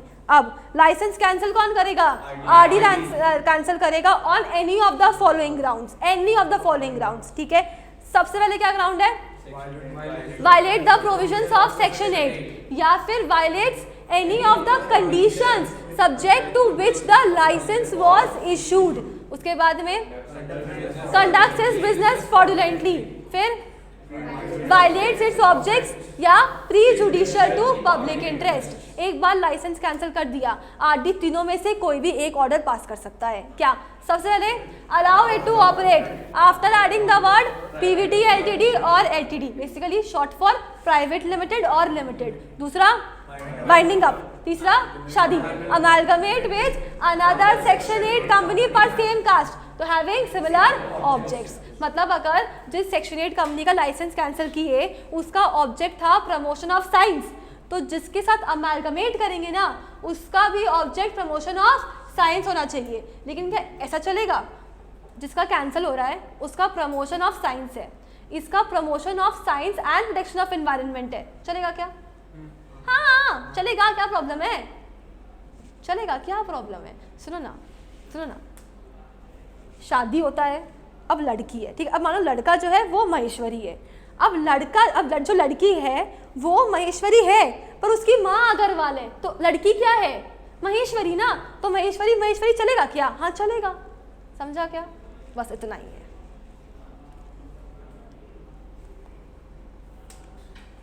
अच्छा, अब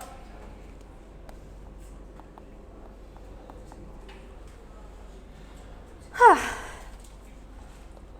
ठीक है, ये हो गया, ये हो गया। अब हाँ, अब देखो, अब 4-5 एकदम छोटा छोटा पॉइंट है वो लिखा दे रहे, सेक्शन 8 कंपनी कंप्लीट हो जाएगा अपना, ठीक है। देखो, अब पार्टनरशिप फर्म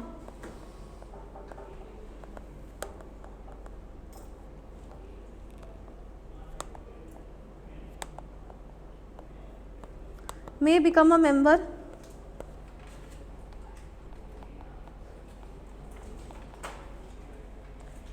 eight.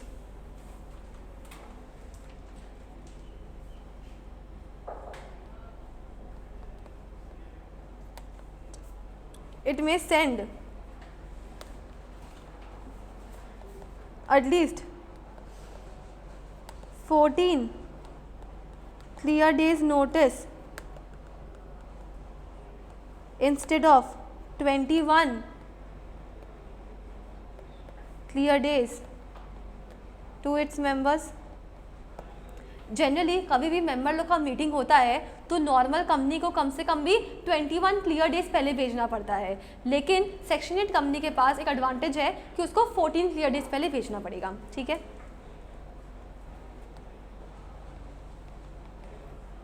नहीं ये 14 क्लियर डेज में नेशनल हॉलीडे एक्सक्लूड. इतना दिमाग लगा मत लगाओ. अरे आप बताए थे तो कॉपी में लिखा. कब बता दिया? हम पॉसिबल ही नहीं बताया होगा. 14 क्लियर डेज का मतलब अलग होता है. Constitution of committees such as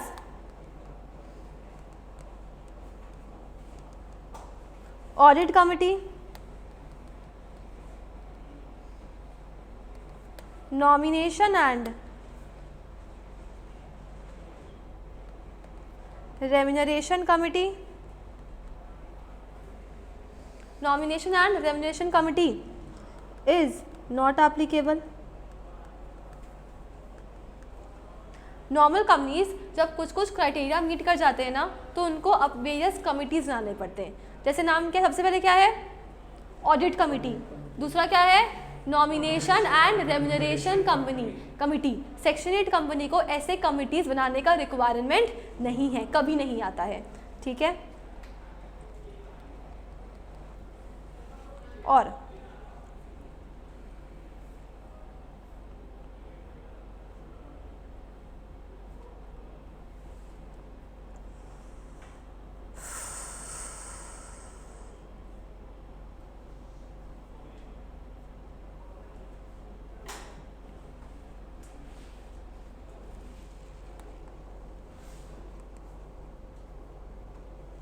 requirement of minimum number of directors.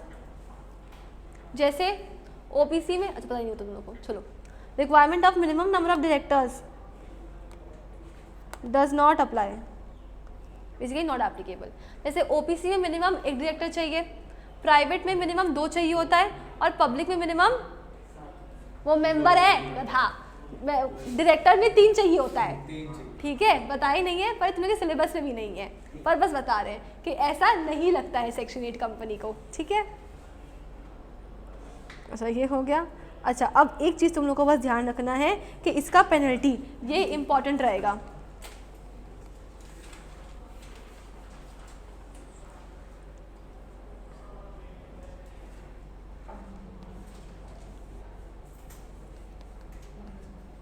Penalty on contravention.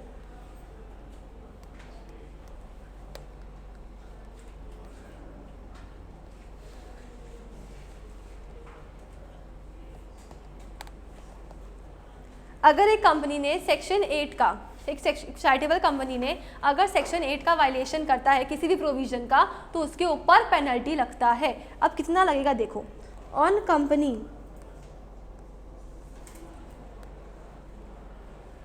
Company fine लगेगा minimum 10 lakhs, maximum 1 crore,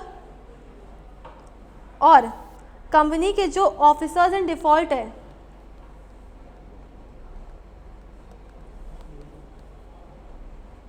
Babu, officer in default का मतलब क्या होता है? जिन डायरेक्टर्स की गलती थी, जो डिफॉल्टिंग डायरेक्टर्स है, उनके ऊपर सुनो ना, उनके ऊपर फाइन भी लगेगा और उनको जेल भी होगी.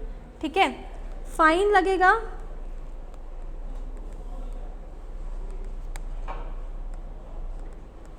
मिनिमम 25,000,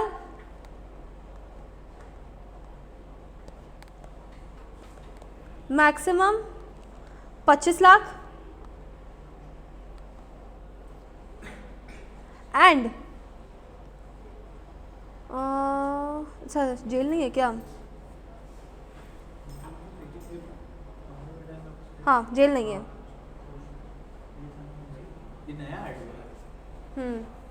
नहीं इम्पॉर्टेंट है, आजकल इंस्टीट्यूट किसी भी हद तक गिर सकता है ना, इसलिए पेनल्टी करा दे रहे हैं।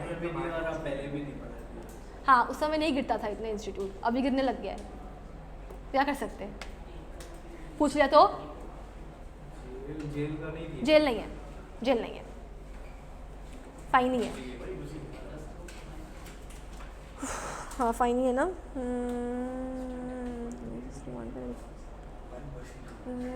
हाँ अच्छा एक सेकेंड, एक चीज़ याद रखना, नॉर्मल चीज़ है, अगर ऑफिसर्स का इंटेंशन पहले से ही फ्रॉड का था फिर 447 वाली लाइबिलिटी आ जाएगी, ठीक है। अब 447 की लाइबिलिटी क्या होती है वो बाद में बात करेंगे अपने, बस अब इतना ध्यान रखो। ये 11 पॉइंट क्लियर है क्या? ये 11 पॉइंट क्लियर है क्या? ये तुम्हारा पूरा सिग्निफिकेंट पॉइंट्स है ऑफ ओपीसी, समझा क्या? 2 मिनट लो और एक बार इसको रिवाइज कर लो पूरा। सेक्शन 8 कंपनी का बात कर रहे हैं।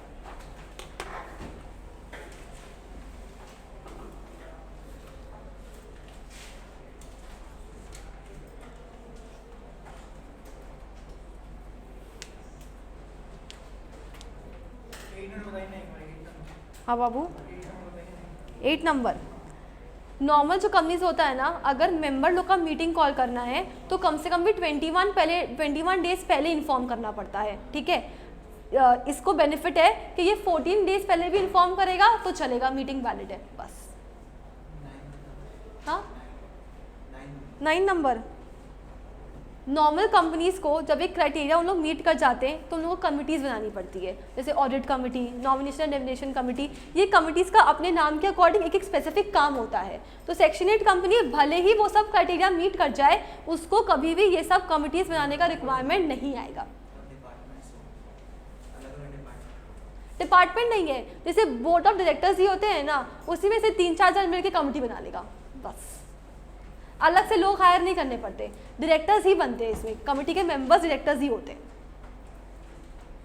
समझा? 2 मिनट इसे रिवाइज करो 11 पॉइंट, फिर आगे बढ़ेंगे। निजी कंपनी कराना है, गवर्नमेंट कंपनी कराना है?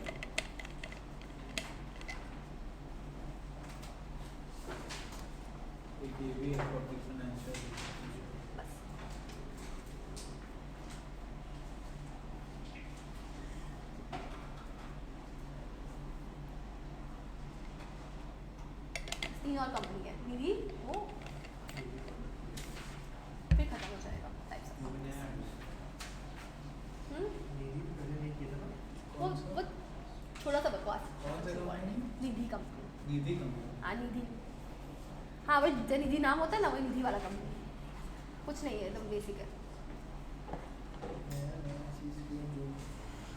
अरे आजकल कैसे कितना भी गिर जा रहा है ना यार, पहले पता होता था कि जब पहले क्या होता था कि पहले एरिया स्कोप डिफाइंड था, ये क्वेश्चन इसी में से आएगा, इसके बाहर से नहीं पूछता है। आजकल तो कुछ भी मुंह टांग में उठा के पूछ लेता है।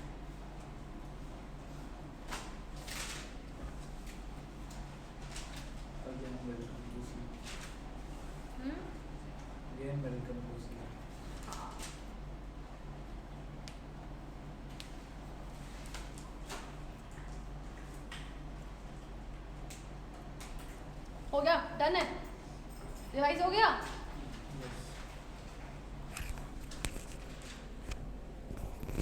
चलो बता दो तो मेरे को फटाफट 11 पॉइंट। सबसे पहले क्या है? सबसे पहले क्या है? Conditions to incorporate a section 8 company. 3 condition क्या क्या? सबसे पहले has its objects promotion of science, commerce, arts, education, protection of environment, फिर 2 आर्ट से रिलीजन रिसर्च, 2 एस से स्पोर्ट्स, सोशल वेलफेयर और लास्ट में एक चैरिटी, ठीक है। दूसरा, profits if any shall be utilised in promoting its objects and prohibits payment of dividend to its members. Licence grant कौन करेगा? आरओसी। एक बार ग्रांट हो गया तो 2 प्रिविलेज मिलेगा, उसी से 2 अलग अलग पॉइंट बन जा रहा है। 2 प्रिविलेज क्या है? सबसे पहले it can operate without adding the word private limited और limited and it enjoys all the benefits of a public limited company. अब लाइसेंस इशू हो गया है, लाइसेंस कैंसिल भी हो सकता है। कैंसिल कौन करेगा? आरडी कैंसिल करेगा। आरडी का full form regional director, ROC का full form registrar of companies, register नहीं रजिस्ट्रार, ठीक है, TRAR, रजिस्ट्रार ऑफ कंपनीज। कौन से ग्राउंड्स पे लाइसेंस कैंसिल कर सकता है? Any of the 5 grounds.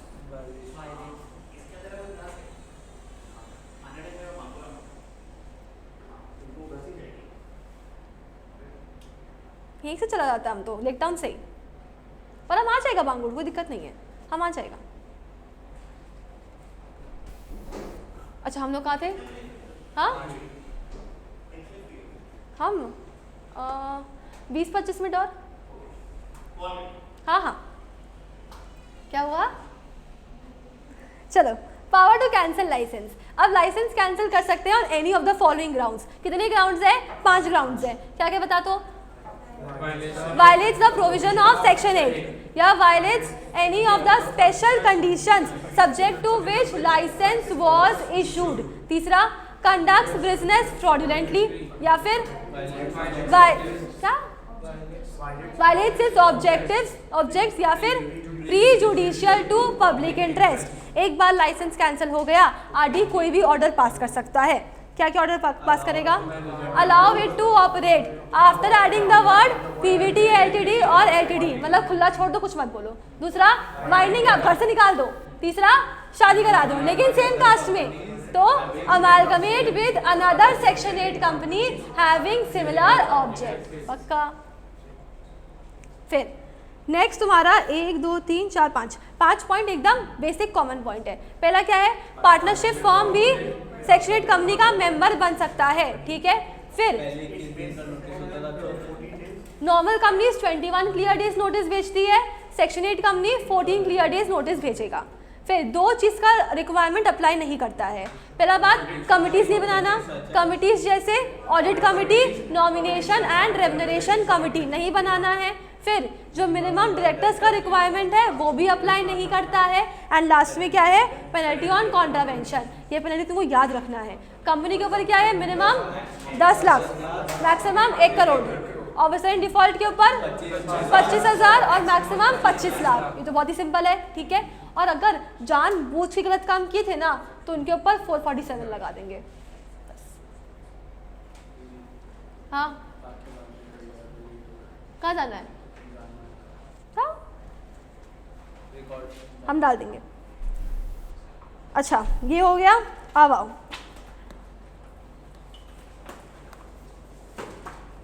Next, Nidhi company.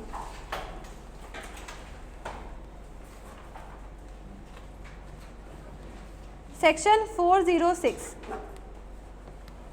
ये बहुत ही छोटी कंपनी है और बहुत ही प्यारी कंपनी है। ये क्या करती है? एज इट सेल्फ द नाम सजेस्ट, उतना ही प्यारा कंपनी है निधि कंपनी। जैसे हम लोग बचपन में पढ़े थे ना, सेल्फ हेल्प ग्रुप्स, महिला इकोनॉमिक्स में महिलाओं को प्रमोट करने के लिए सेल्फ हेल्प ग्रुप्स बनाया जाता था, है ना। ये निधि कंपनी कुछ वैसा ही है, बस इसमें डिफरेंस क्या है कि इस निधि कंपनी के जो मेंबर होंगे ना, ये कंपनी केवल अपने मेंबर्स के वेलफेयर के लिए काम करती है, ठीक है। अब जैसे वहाँ पे महिलाओं को प्रमोट किया जाता था, यहाँ पे ये कंपनी प्रमोट करती है सेविंग्स का हैबिट और प्रमोट करती है कॉस्ट रिड्यूस करने का हैबिट को। खर्चा कम कराने में आपका हेल्प करेगा और आपका सेविंग्स को बढ़ाने में हेल्प करेगा। निधि कंपनी का यही मोटिव होता है। इस निधि कंपनी को अपने म्यूचुअल बेनिफिट सोसाइटी भी बोलते हैं, जो अपने मेंबर्स के लिए ही काम करती है। और क्या काम करती है? 2 काम। पहला तो reduce cost and increase improve savings, यही काम होता है निधि कंपनी का, बस, ठीक है। देखो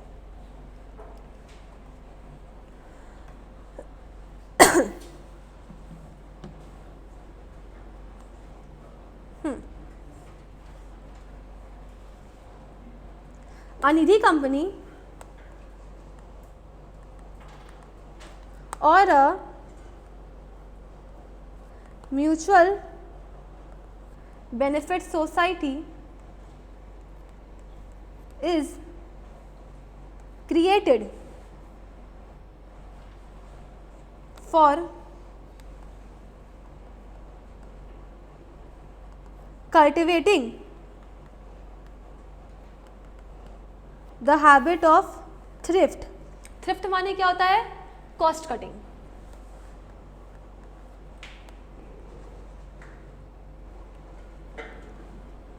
एंड सेविंग्स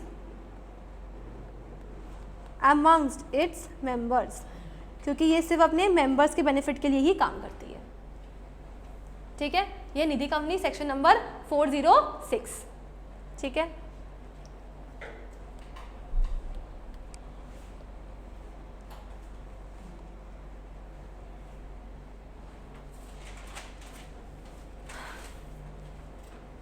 ठीक है क्या? नाम तो एक कंपनी की हुआ फिर. हाँ, नाम तो कंपनी की हुआ फिर जब खुद के लिए काम करना है तो कंपनी का क्या मतलब?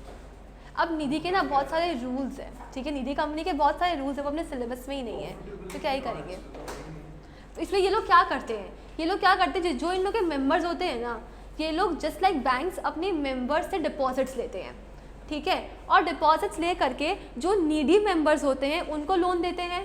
अब जो पैसा बच जाता है ना, वो इन लोग गवर्नमेंट के सिक्योरिटीज़ में इन्वेस्ट कर देते हैं, जिससे उनका रिटर्न मिलता रहता है एंड लोगों को, उसके मेंबर्स को प्रॉफिट्स डिस्ट्रीब्यूट होते रहता है. That is how it works.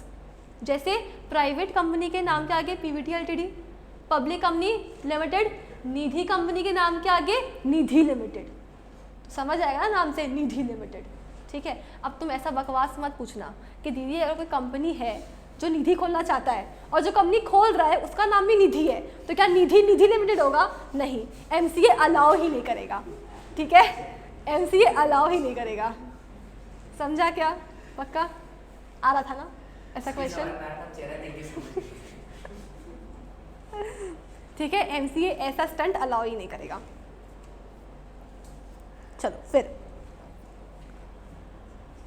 अब आओ,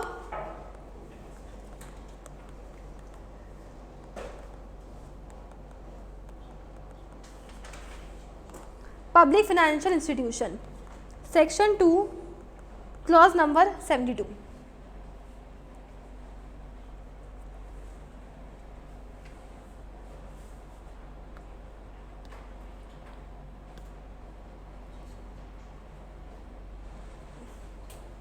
अब इसमें तुमको क्या पढ़ना है? इतना पढ़ना है कि कौन से कैटेगरीज को एज पीएफआई डेजिग्नेट किया गया है.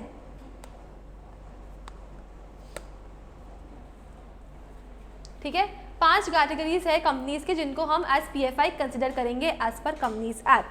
सबसे पहले life insurance corporation of India,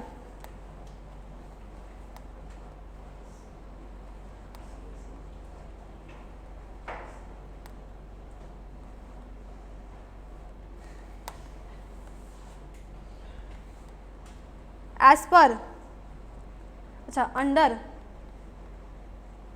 life insurance act 1956 ही है. हाँ,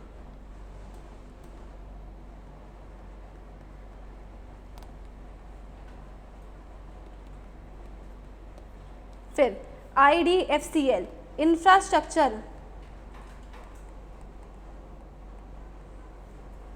development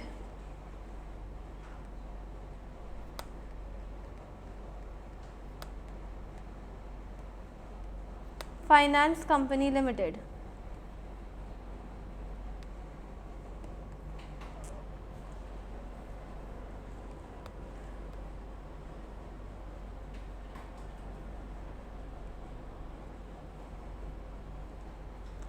companies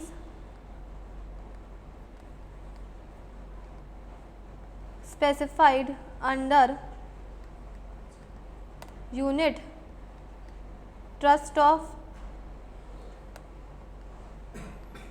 India, unit trust of India,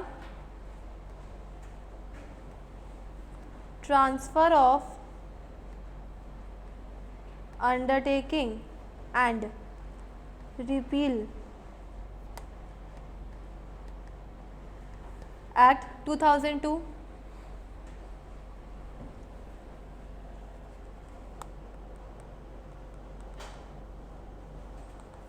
institutions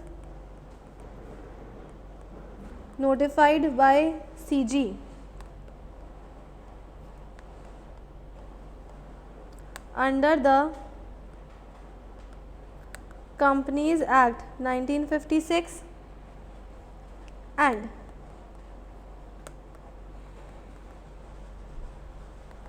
institutions notified by CG in consultation with RBI। ये पांच इंस्टीट्यूशंस है जिनको हम PFI मानते हैं। बस इतना ही तुमको याद रखना है इसमें, समझा क्या? पहला तो सिंपल है ना, पहला तो सिंपल है। पहला कौन सा है? Life insurance corporation of India. अब कंपनीज एक्ट 2013 के पहले वाला एक्ट कौन सा है? 1956 वाला एक्ट है, ठीक है। और LIC भी कौन से साल में आया? 1956 में आया। तो अलग से तुमको कोई ईयर याद करने का रिक्वायरमेंट नहीं है, ठीक है। तो LIC under the LIC act 1956। दूसरा IDFCL, ये एक बॉडी है IDFCL, ठीक है। फुल फॉर्म क्या है? Infrastructure development finance company limited, ठीक है। फिर तीसरा institutions notified by company specified under unit trust of India. पूरा नाम क्या है इस एक्ट का? Unit trust of India bracket में transfer of undertaking and repeal bracket close act 2002। फिर कुछ इंस्टीट्यूशंस है जो 1956 में नोटिफाई किया गया है, तो वो भी PFI होंगे जो उधर में नोटिफाई किया हुआ है। एंड आज के डेट में institutions notified bye CG in consultation with RBI। RBI बोले तो रिजर्व बैंक ऑफ इंडिया, ठीक है। अब अच्छा, ये लोग तो PFI है, ठीक है। ये तो तुम्हारा देखो ना, इसमें क्या बोला है? इसमें ऑलरेडी इंस्टीट्यूशंस का नाम दे दिया है जो लोग ऑलरेडी PFI की कैटेगरी में आते हैं। अब PFI की कैटेगरी में आने के लिए what are the conditions that you need to satisfy? केवल 2 ही कंडीशन है, ठीक है। पहला, सुन लो एक बार। पहला तो उसका एक सेपरेट एक्ट होना चाहिए। जैसे देखो LIC का सेपरेट एक्ट है क्या? हाँ, तो ठीक वैसे ही आपका उस इंस्टीट्यूशन का अगर उसको PFI की कैटेगरी में आना है तो उसका एक सेपरेट एक्ट होना चाहिए। एंड दूसरा, उसका at least 51% of the paid up share capital must be held by CG, SG और both. Basically in short government company होना चाहिए, दैट्स इट, ठीक है। देखो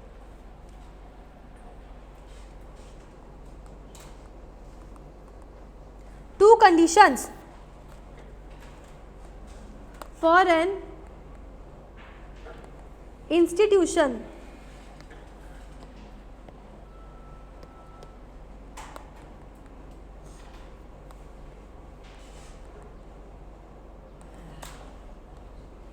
to be notified as PFI।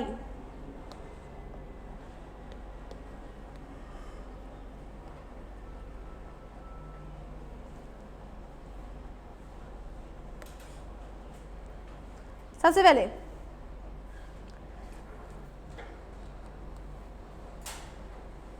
it has been established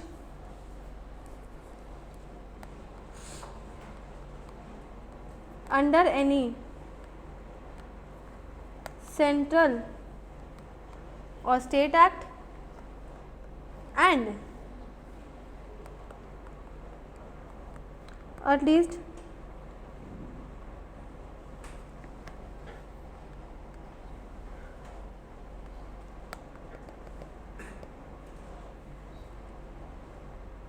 %51 of the paid up share capital is held by CG / SGs or both। Basically in short government company होना चाहिए, ठीक है, पक्का। एक लास्ट कंपनी बचता है अपना, वो है डॉर्मेंट कंपनी। 3, 4, 5 और ये आ गया 6।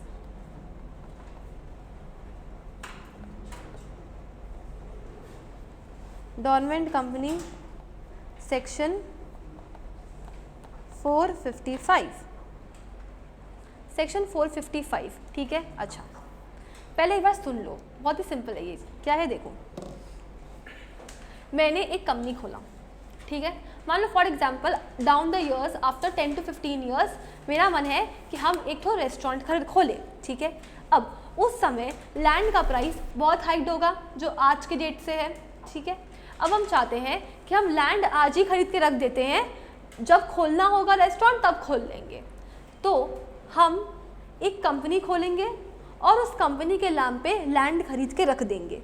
तो जब हम कोई कंपनी खरीदते हैं फॉर अ फ्यूचर प्रोजेक्ट या फिर टू होल्ड एन एसेट, अब एसेट तुम्हारा टेंजिबल भी हो सकता है, इंटेंजिबल भी हो सकता है, ठीक है। अगर आप कंपनी खोल रहे हो फॉर अ फ्यूचर प्रोजेक्ट या फिर to hold an asset and आप उस कंपनी में कोई भी नॉर्मल रेगुलर बिजनेस नहीं कर रहे हैं, वो कंपनी का केवल काम क्या है कि वो सिर्फ एसेट को होल्ड करके रखा है या फिर वो फ्यूचर पर्पस के लिए ही बना है, तो ऐसा कंपनी चाहे तो एक डॉर्मेंट कंपनी का स्टेटस ऑब्टेन कर सकता है, ठीक है। ऐसा कंपनी तो ऑब्टेन कर ही सकता है, साथ ही साथ एक इनएक्टिव कंपनी भी डॉर्मेंट कंपनी का स्टेटस ऑब्टेन कर सकता है। अब एक इनएक्टिव कंपनी क्या होता है? इनएक्टिव कंपनी माने वो कंपनी जिसमें कोई भी बिजनेस ऑपरेशंस हुआ ही नहीं है, या फिर उसने पिछले 2 सालों में कोई भी सिग्निफिकेंट अकाउंटिंग ट्रांजैक्शन नहीं किया है, या फिर उसने पिछले 2 सालों में अपना फाइनेंशियल स्टेटमेंट्स और एनुअल रिटर्न आरओसी के साथ में फाइल नहीं किया है। अच्छा, जब एक नॉर्मल कंपनी डॉर्मेंट कंपनी का स्टेटस ऑब्टेन कर रहा है तब उसको दोनों कंडीशन सेटिस्फाई करना पड़ेगा। पहला बात तो हम उसको बनाए हैं केवल for a future project and to hold a asset, चाहे टेंजिबल हो चाहे इंटेंजिबल हो, एंड उस कंपनी में कोई भी सिग्निफिकेंट अकाउंटिंग ट्रांजैक्शन नहीं होना चाहिए।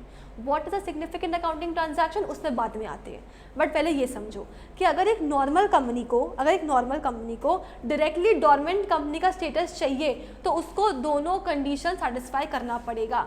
क्या? पहला तो it has been created for a future project और to hold an asset and the company has conducted no significant accounting transaction, ठीक है। अब अगर एक इनएक्टिव कंपनी को डॉर्मेंट कंपनी का स्टेटस चाहिए तो वो भी ले सकता है, लेकिन एक कंपनी को हम इनएक्टिव कंपनी कब बोलेंगे? जब वो तीनों में से कोई भी एक क्राइटेरिया मैच करे, ठीक है। चाहे एक क्राइटेरिया, चाहे 3 क्राइटेरिया। जब से वो इनकॉर्पोरेट हुआ है उसने कोई धंधा ही नहीं किया है, कोई बिजनेस ऑपरेशन कुछ नहीं किया है उसने, या फिर पिछले 2 सालों में उसने कोई भी सिग्निफिकेंट अकाउंटिंग ट्रांजैक्शन नहीं किया है, और या तो पिछले 2 सालों में उसने financial statements and annual return file नहीं किया है। अगर मान लो फॉर एग्जांपल एक इनएक्टिव कंपनी है जिसने मान लो 2024-25 में उसको इनएक्टिव कंपनी का स्टेटस चाहिए या डॉर्मेंट कंपनी के लिए अप्लाई करना है, अब उसके पहले आता है financial year 23-24 and financial year 22-23, ठीक है। Financial statements and annual return दोनों में से कोई भी फॉर्म फाइल नहीं होना चाहिए पिछले 2 सालों में। अगर मान लो फॉर एग्जांपल इसने 2022-23 में फाइनेंशियल स्टेटमेंट्स फाइल नहीं किया, एनुअल रिटर्न फाइल किया, 23-24 में फाइनेंशियल स्टेटमेंट्स एनुअल रिटर्न कुछ भी फाइल नहीं किया, तो क्या ऐसा इनएक्टिव कंपनी डॉर्मेंट कंपनी का स्टेटस ले सकता है? क्या नहीं ले सकता है। पिछले 2 सालों में दोनों में से कोई भी फॉर्म फाइल नहीं होना चाहिए, ना फाइनेंशियल स्टेटमेंट्स ना एनुअल रिटर्न। समझा? Very clear? श्योर?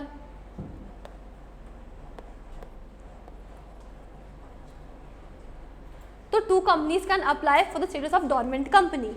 अब What is a significant accounting transaction? 4 transactions को छोड़ करके, ध्यान से सुन लो, 4 ट्रांजैक्शंस को छोड़ करके सारा का सारा transactions are significant accounting transactions.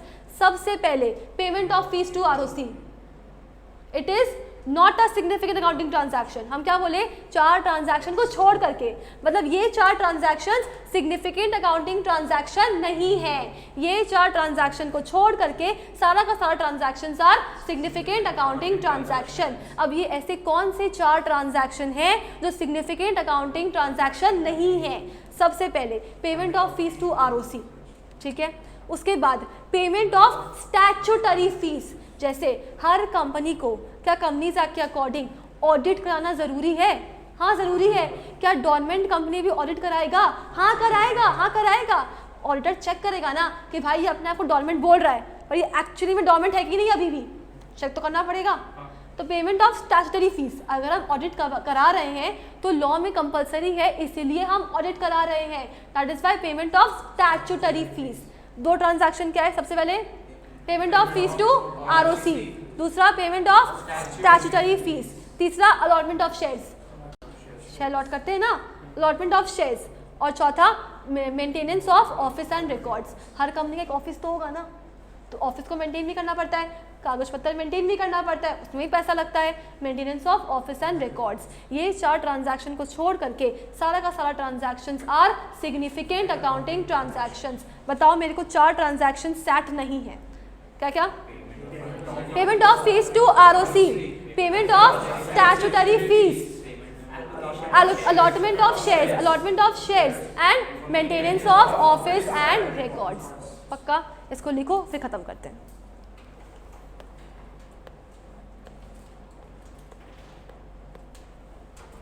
सबसे पहले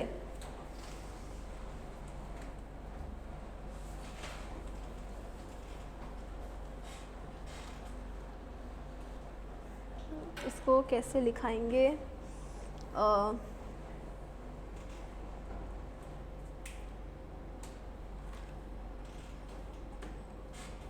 लिखो पॉइंट नंबर 1,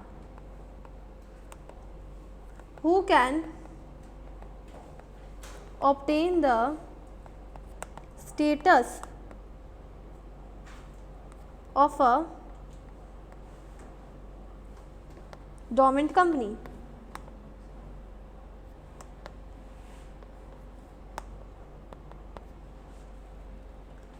उसके बाद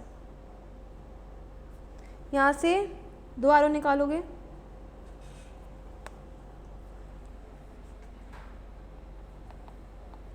a company which satisfies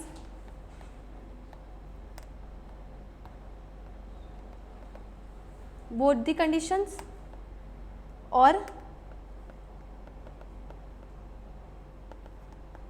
an inactive company, ठीक है।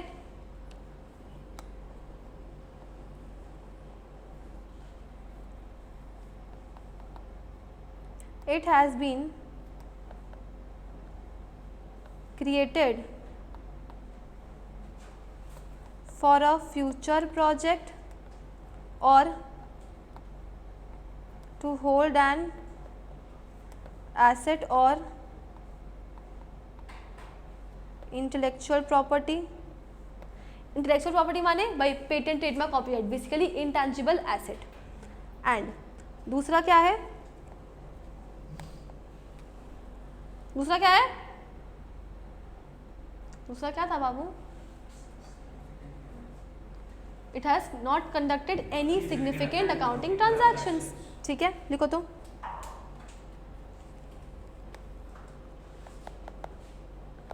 It has not conducted any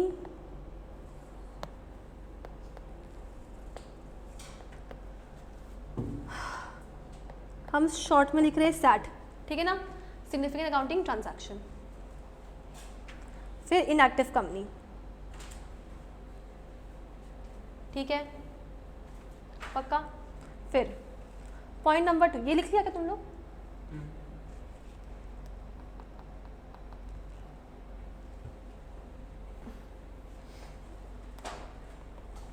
a company is considered an inactive company if it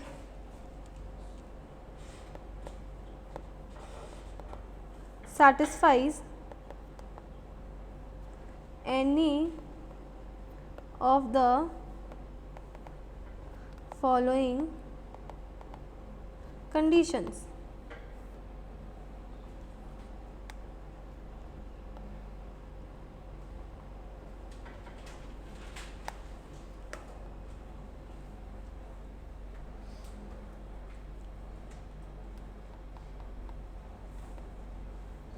It has not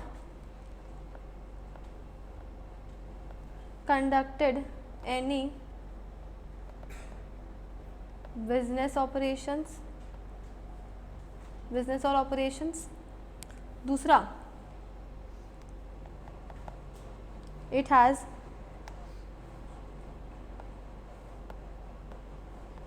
not conducted any significant accounting transaction in the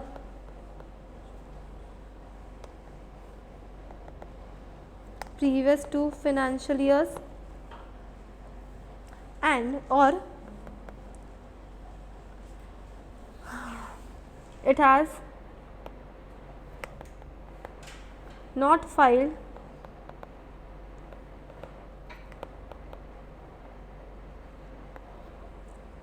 financial statements and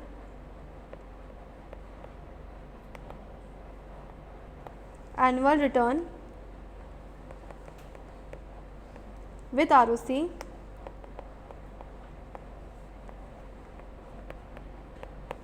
in the last 2 financial years.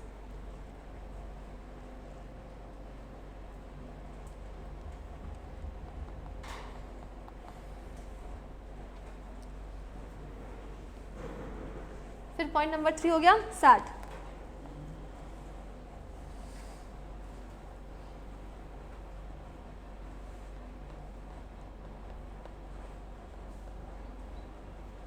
All transactions are significant accounting transaction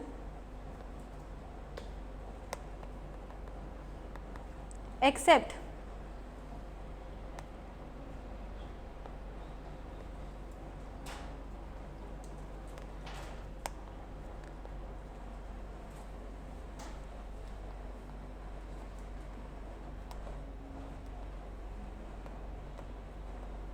payment of fees to ROC,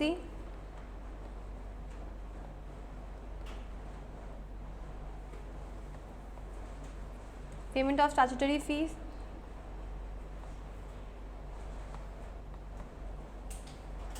allotment of shares, maintenance of office records, etc.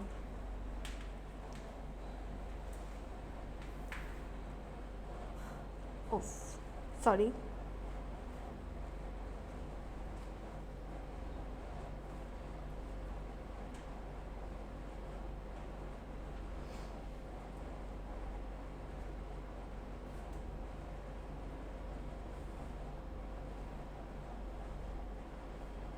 अल्ले सब उड़ गया. कोई लिखा है क्या? कहाँ तक लिखे हो? हो गया. Payment of fees to ROC, payment of statutory fees, allotment of shares and maintenance of office records etcetera. लिख लिए ना? एक बार ग्रुप में फोटो डाल देना ना, तो मेरे को कंप्लीट करना पड़ेगा. मेरा उड़ गया पता नहीं क्यों. ठीक है, श्योर. चलो आज के लिए इतना ही. रिवाइज करके आना, नेक्स्ट क्लास अपने कंटिन्यू करेंगे. ठीक है, सी यू, गुड बाय.